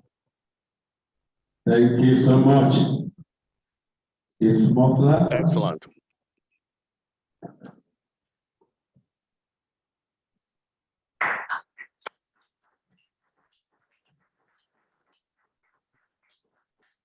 Let's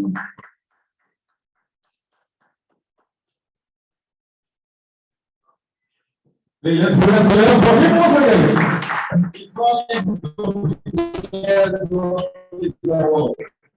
If you know the importance of this award, you will come next year to have another one. Because henceforth, it's going to grant you access to many places when it comes to humanitarianism and the international networks we are having. WHOPE is global. AHIABGA is all over the world. So thank you. So please, sir, we will still have to take more pictures as we proceed. We proceed further. Please, sir, you still have more time to take pictures. So let's clap hands for him once again.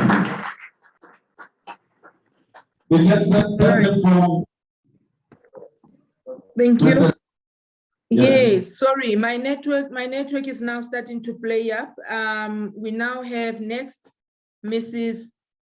Faith Niemeka Anike Ibe.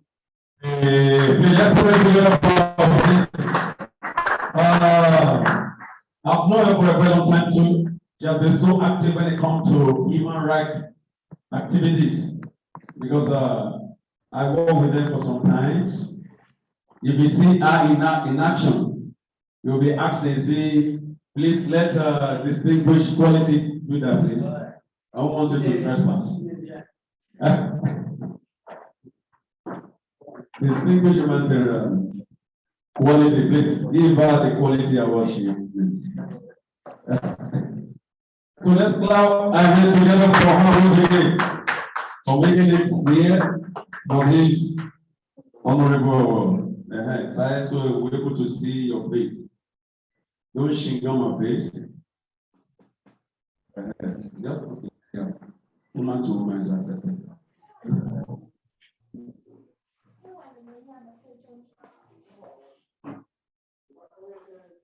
Oh, that's a good leader.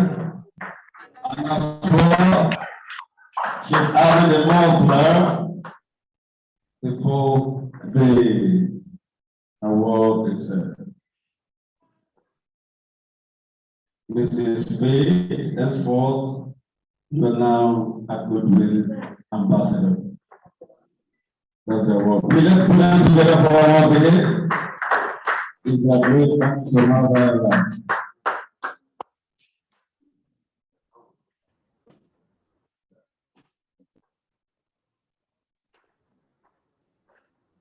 Thank you so much. That is please give it a professional invitation. Right. Thank you so much and congratulations. Next we have Mary Ijeoma Oyetakin. She is the founder and executive director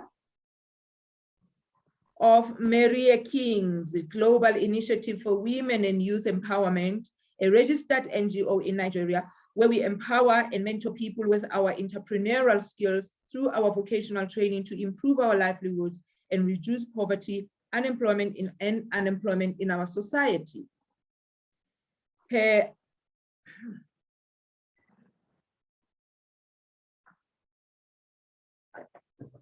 indefatigable passion for humanitarianism, training, career development, and capacity building has earned her some service awards and certificate, which includes the CDSEI, IHSD, PWOBFON,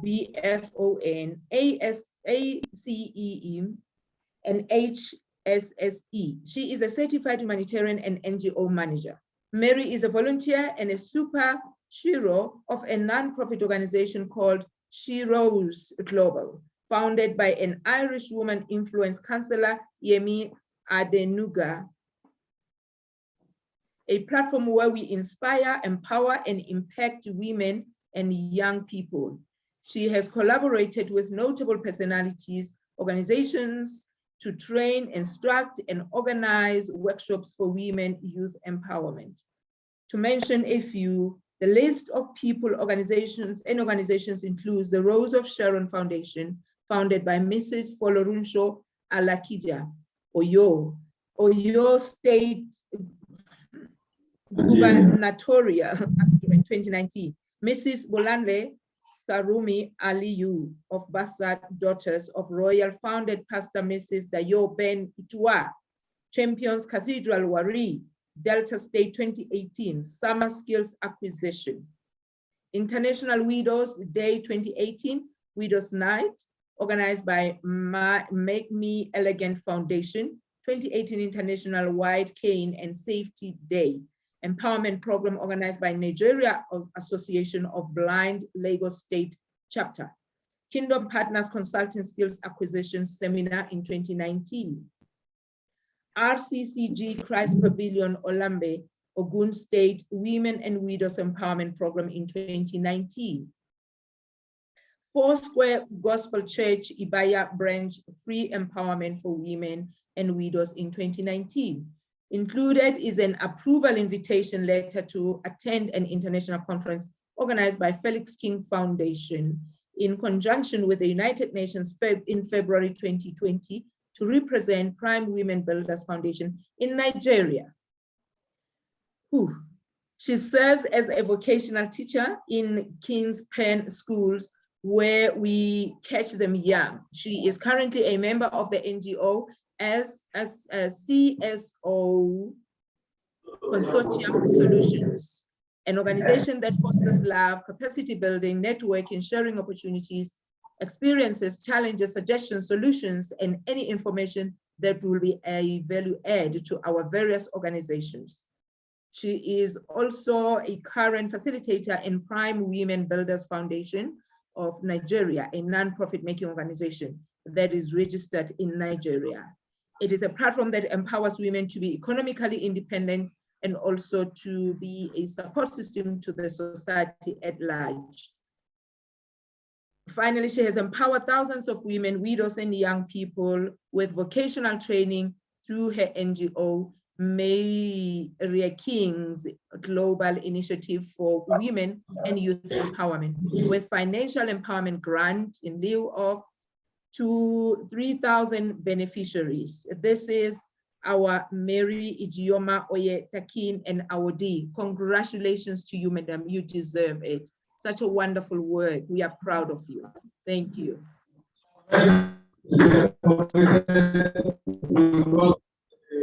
Provide service overplayed. And you said to mention birthday. All of you now want to say much. So thank you so much, President Sepe, for this wonderful profile just read. Thank you so much. We are still going to give all of you certificate of appointment and as well as award certificate. So please be expecting that. The next one is Mrs. I'm hoping I'm still on the Mrs. Oindololapo Omotayo Elizabeth. Yes, Elizabeth. Thank you so much. I'm just saying, for the first time, but people have been recommending us severally, even before now. Mrs. Elizabeth, you're welcome. Keep the good work. Because when she was nominated, I was asking questions. Several questions. Who is she? They begin moment to award that because you are now an ambassador, you should be able to award another ambassador. I was asking who is she? They were telling me more about her. When she brought her profile too, I don't want her profile to be as long as this. That's because of our time. If President Service begin to read her profile, I may not be here today, but she's a core humanitarian. She's a core humanitarian. For 2-3 persons recommending her at the same time, that shows she's very good at his job in this same Alimosha where we have office. So thank you so much. And we appreciate you, Mrs. Oyedolapo Omotayo Elizabeth. And today you have been inducted and been awarded as a Goodwill Ambassador. Please let's put hands together for her, please. It's a great one. Thank you, thank you, thank you, thank you. And this is indeed so wonderful. Congratulations. You've got great people there with you, Chaplain. So I'm wondering, when am I getting my invitation? So the next, congratulations. There she is. There she is, standing proudly. Wonderful. Ambassador versus ambassadors. Do it well. Face the camera. Do it yourself. Ambassador versus ambassador. Do it well. Thank you so much. Please take a picture. Are we taking a picture? Okay. Take a picture, please. Next, Princess Abby. Next, we have Her Royal Highness Princess Temitope Aladegoroye. Yes, Princess Temitope Aladegoroye. Yes, we see agreement with her name now. Princess Temitope Aladegoroye Williams. Let's put her together for one more. She is the Executive Director of Nubia TV. You have been hearing Nubia TV, the African TV. She is the one in charge, and you have they've already seen it here. And she Nubia Africa. Yes. And she is the Project Director, let me say, the CEO of Women and Modesty Global Initiative. We have been seen online effectively, and today we decided to award her. And now we call just inducted, just awarded ambassador. We just mentioned for Bill to come forward and do justice to this. We wanted to decorate her into this awardship,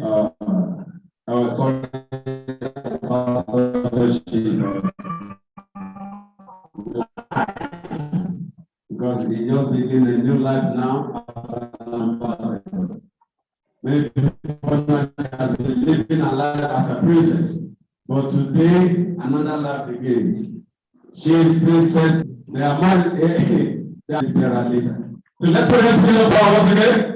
And I know all the Nubia Africa will be watching you now, seeing you live, and they'll be happy seeing their CEO being awarded as an ambassador. So thank you so much.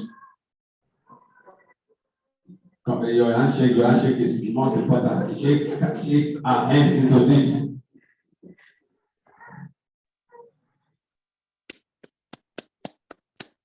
Oh, we should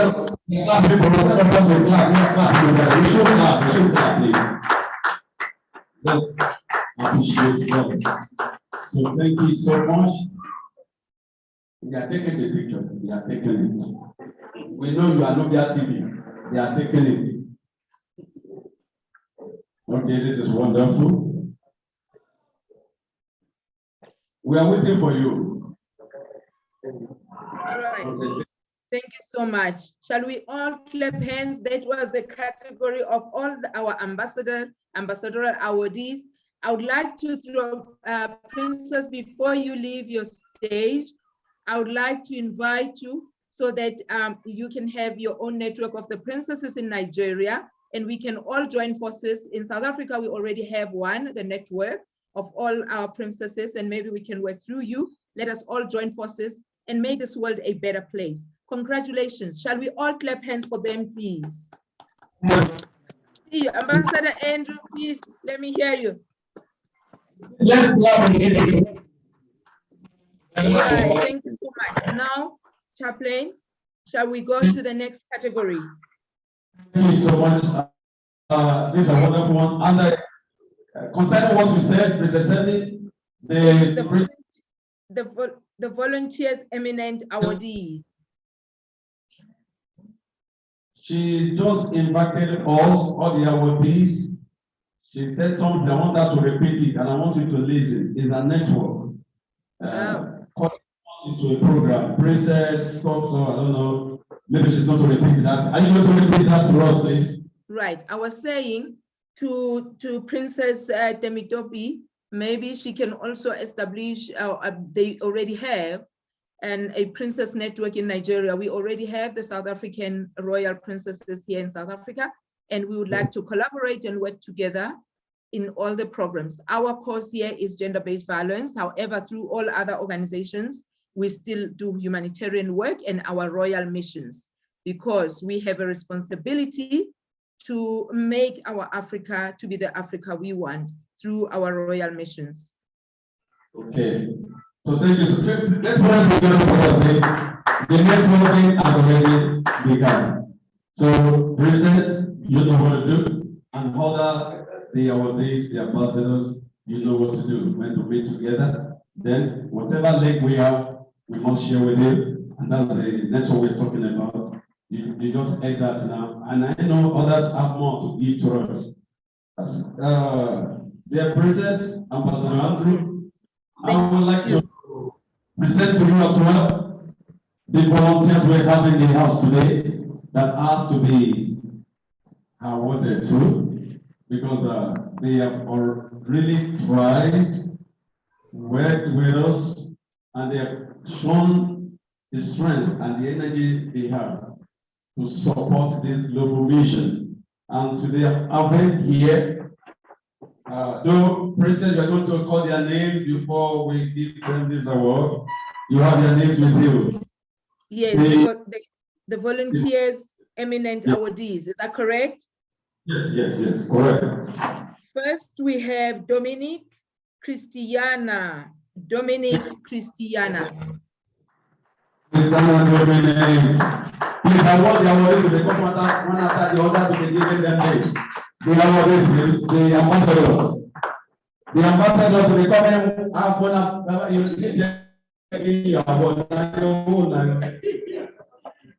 the other. You'll be coming out one after the other. Sir, put down your phone. Put down your phone. You are now an ambassador. Put down phone. Walk. You want to walk now. See, this ambassador is not to go and sit down in the house. You are correct ambassador. You have to walk. So your work starts here now. So you want to award the volunteers that have been working with us. In fact, if I should say something about this lady, if I park a car here today and give her a car key, it's not enough.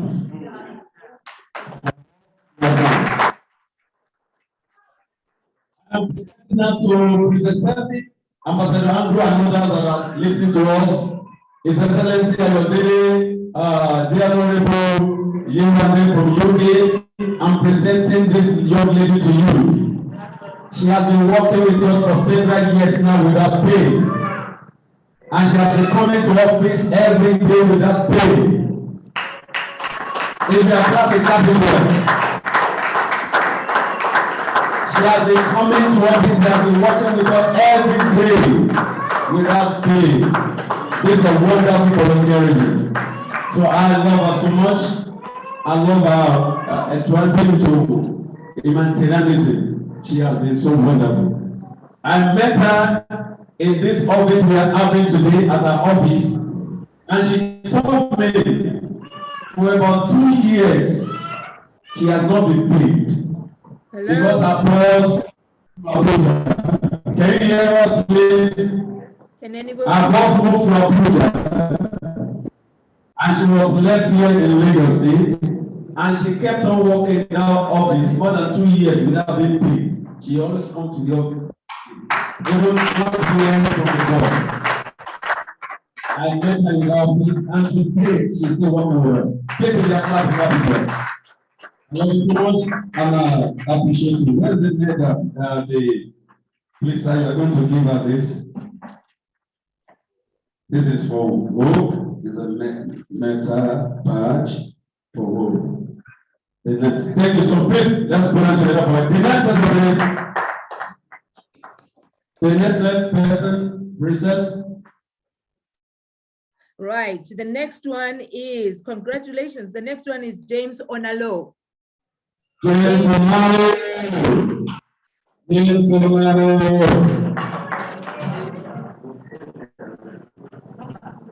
Humanitarian James Onalo has been working with us for years now.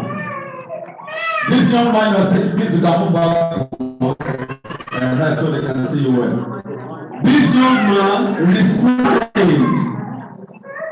in his workplace. He resigned to join this humanitarianism.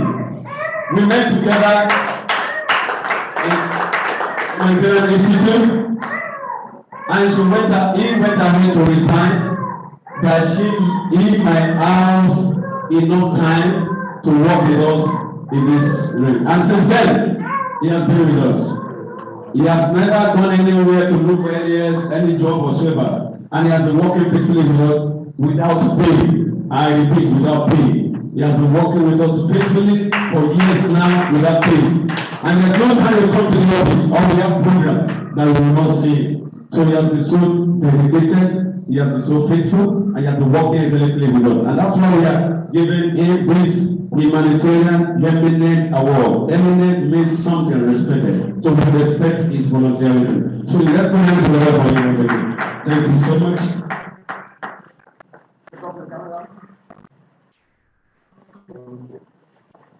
Okay, next. Thank you so much. Great. Congratulations. You forgot yourself. Amen. Thank you, Princess. Let's put them together for Yes, Princess. Right. I was about to say chaplain. Chaplain. I can hear you, Mother. I was about to say, please give some juice to the child, the baby that was crying. Yes, our mother's crying out. Maybe she wants, or he wants a word. I don't know. Yes. And I think our mother can share the. Yes. Next one is Josephine Ikude Hinbu. Josephine Ikude Hinbu. I like that. Yes, Josephine Hinbu, as you said, she came for training, humanitarian training. And when after the training, she saw what we have been doing in the office. She said, where else am I going? Where else am I going? And since then, she has been working with us. We didn't employ her. She has been coming in to work with us.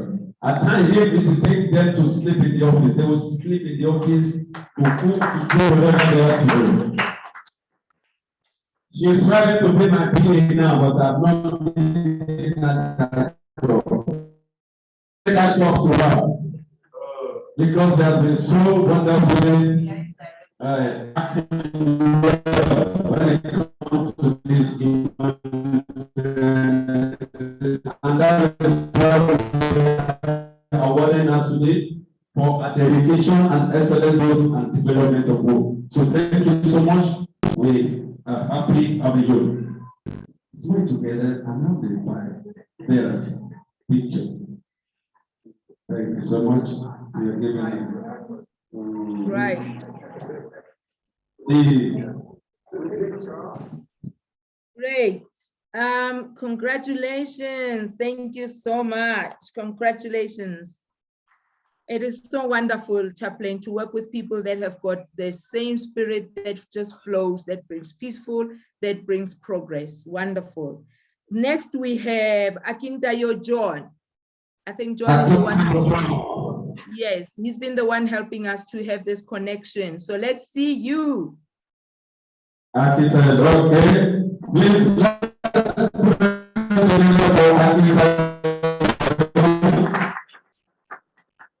Akintayo John is a good friend, a brother as well. When it comes to media, he's always available to work with us. He's always available. And even coming here today, is coming from a long, very distance to make this job done. So I must appreciate him, I must commend him, for his volunteerism.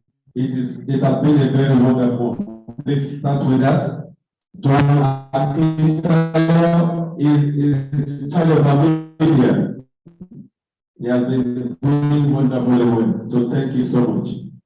Let's put hands together for him, please.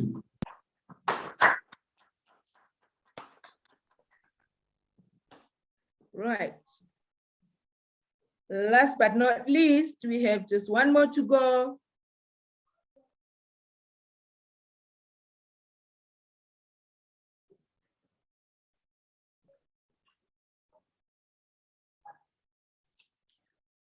All right. Look at that. Congratulations. Look at that. Great. Great.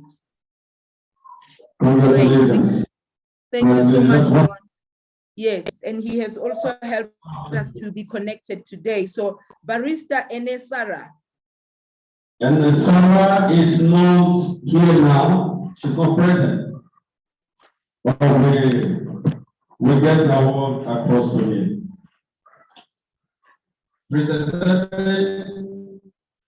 Barrister Ene is not. But I think I thought I saw her coming back in the room just a minute ago. Anyway, the last one is Oki Peter. The last one is in this category of volunteers, eminent awardees is Oki Peter. Okay, Peter is not around too. So thank you so much, Princess Sebi. Thank you so much for this. And I would like to say this much. This certificate of participation. If you have to get this, it's my, let's say this, it will be useful to you because this is the first AHIABGA WHOPE Global Summit we have. And the next summit, we don't know the time yet. This might be your ticket to other summits we might wish to have outside the country. So that is why it is important to you. And mind you, this might not be free. If you see my officers, I don't know what they're going to do today because it just serves as a ticket. And everyone like to, I'll make sure I get your certificate of participation across to you. So thank you so much. I would like to hand over back to you, Princess, and Ambassador Andrew, and anyone else, if there's any brief talk of these awards and what we have done. Super. Thank you. I can see Peter Smith in the house, the Chief of Chaplain from Puerto Rico. Thank you so much, Chaplain. I see you said, because we were to have the final word, the closing remarks from Ambassador Barrister Enesara. So you said she's not here. Yes, it's not here. Who would you like to do the final closing remarks? Perhaps you can just select somebody there with the people you are with. They are carrying such powerful profiles. So let us hear from them. Peter Smith have not spoken, so let's give that to him. Chief of Chaplain Peter Smith from Puerto Rico. I didn't get that one. Ambassador James. Excellency. Can you hear me, Ambassador James? Excellency, I can hear you loud and clear. I do want to also give special thanks to Lady Alicia Hamilton. She's not able to join us here, but she's always been part of our team. She's our global media ambassador for AHIABGA. What you're seeing on your screen right now is not the flyer. It is actually the website. We have AHIABGA-TV. So this is the official launch of our network online. So all of our activities that we've been doing up until now will be rebroadcast after they can be professionally packaged. And going forward over these next 3 years and next 10 years, and for the rest of our lives, we now have a global platform for all of our activities, thanks to Lady Alicia Hamilton and the Universal Citizens Media Network. Our handle will be AHIABGA.org, and we will be on her network as AHIABGA-TV.UCIT.tv. I'll make sure I get this out to everyone that attended today. Thank you so much. Great. Yes, that is applaudable. Let us all say thank you, thank you, thank you. We now have a TV. I'd like to say thank you so much and welcome to all our new ambassadors that have now joined us. You are now part of us. You are part of the global network. And you know, my hope is that next year I will be sharing with you right there in the hall, in the same hall, and speaking and touching you and having the egusi and having the, what else that you eat there? I know egusi, I like it very much. So allow me to say thank you to all our sponsors that have made it possible, Andrew Network, for us to be connected in this manner. Thank you so much for also the live streaming on Facebook, and thank you to all our audience that have been following us. Thank you to our president, Chaplain James Messi. Thank you so much for bringing us together, and so that we can all make our world a better world through making sure that there is peace and there is equity. Who else? Yeah, the important person, important people to say thank you. It is you, all our audience that are online and those that are in the hall. Please put on your videos and let us have a picture. John, please take a picture now of this moment of this conference, inaugural conference. Let's have the pictures. Make sure that your nose is nice. Make sure that your makeup is. Yes, yes, Peter. Yes, Peter. Yes, you now you understand the assignment. Yes, Peter.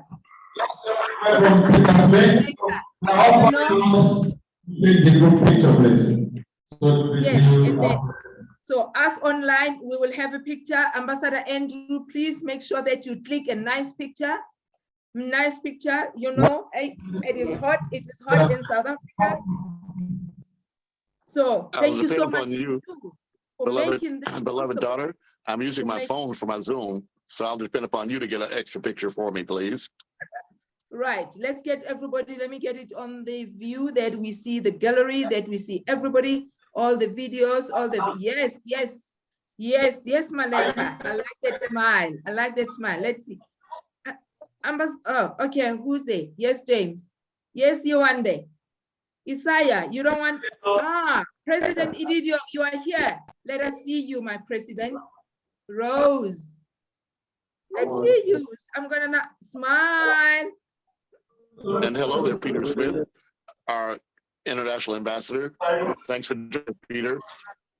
Peter Smith, you want to say a few words? Greet us and introduce yourself quickly. Peter. Yes, he's on an international advisory board.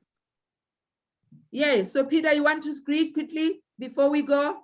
This is your moment. Greet. Unmute yourself if you choose. You can unmute and greet.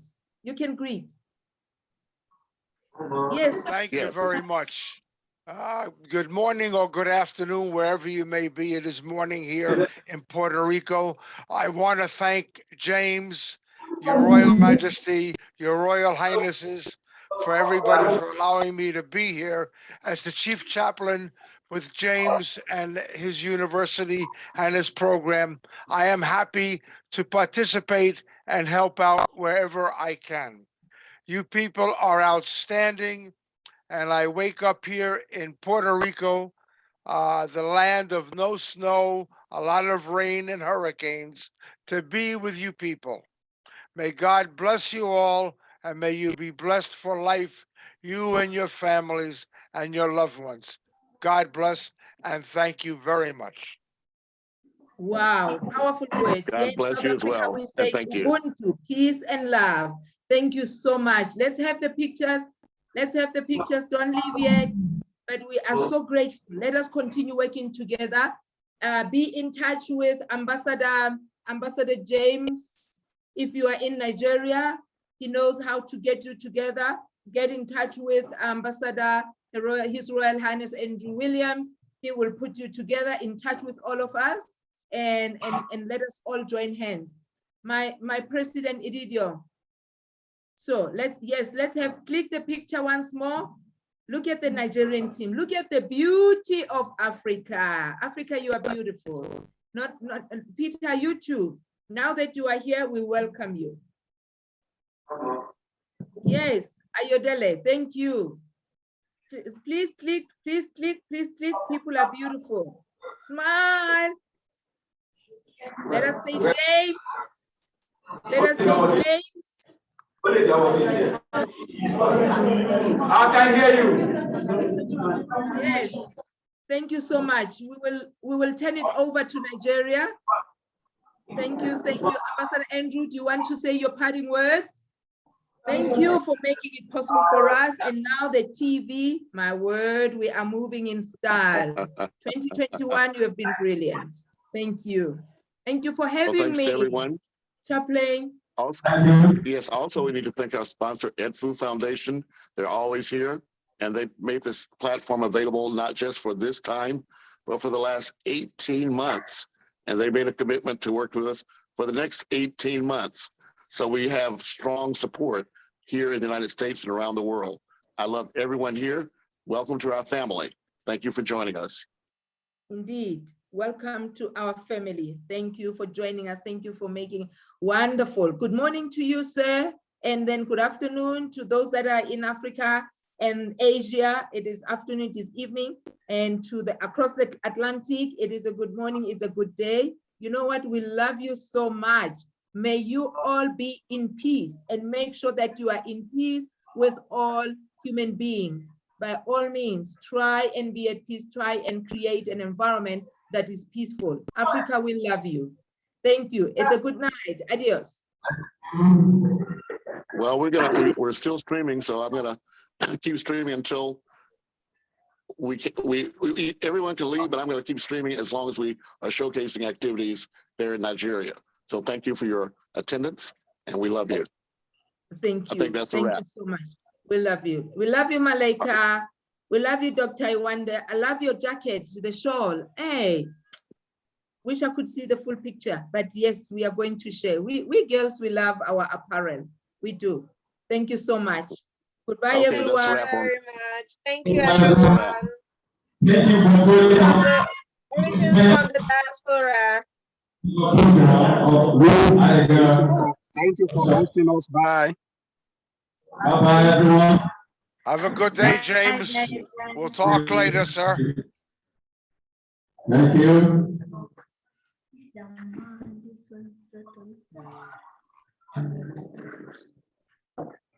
Okay, I'm out.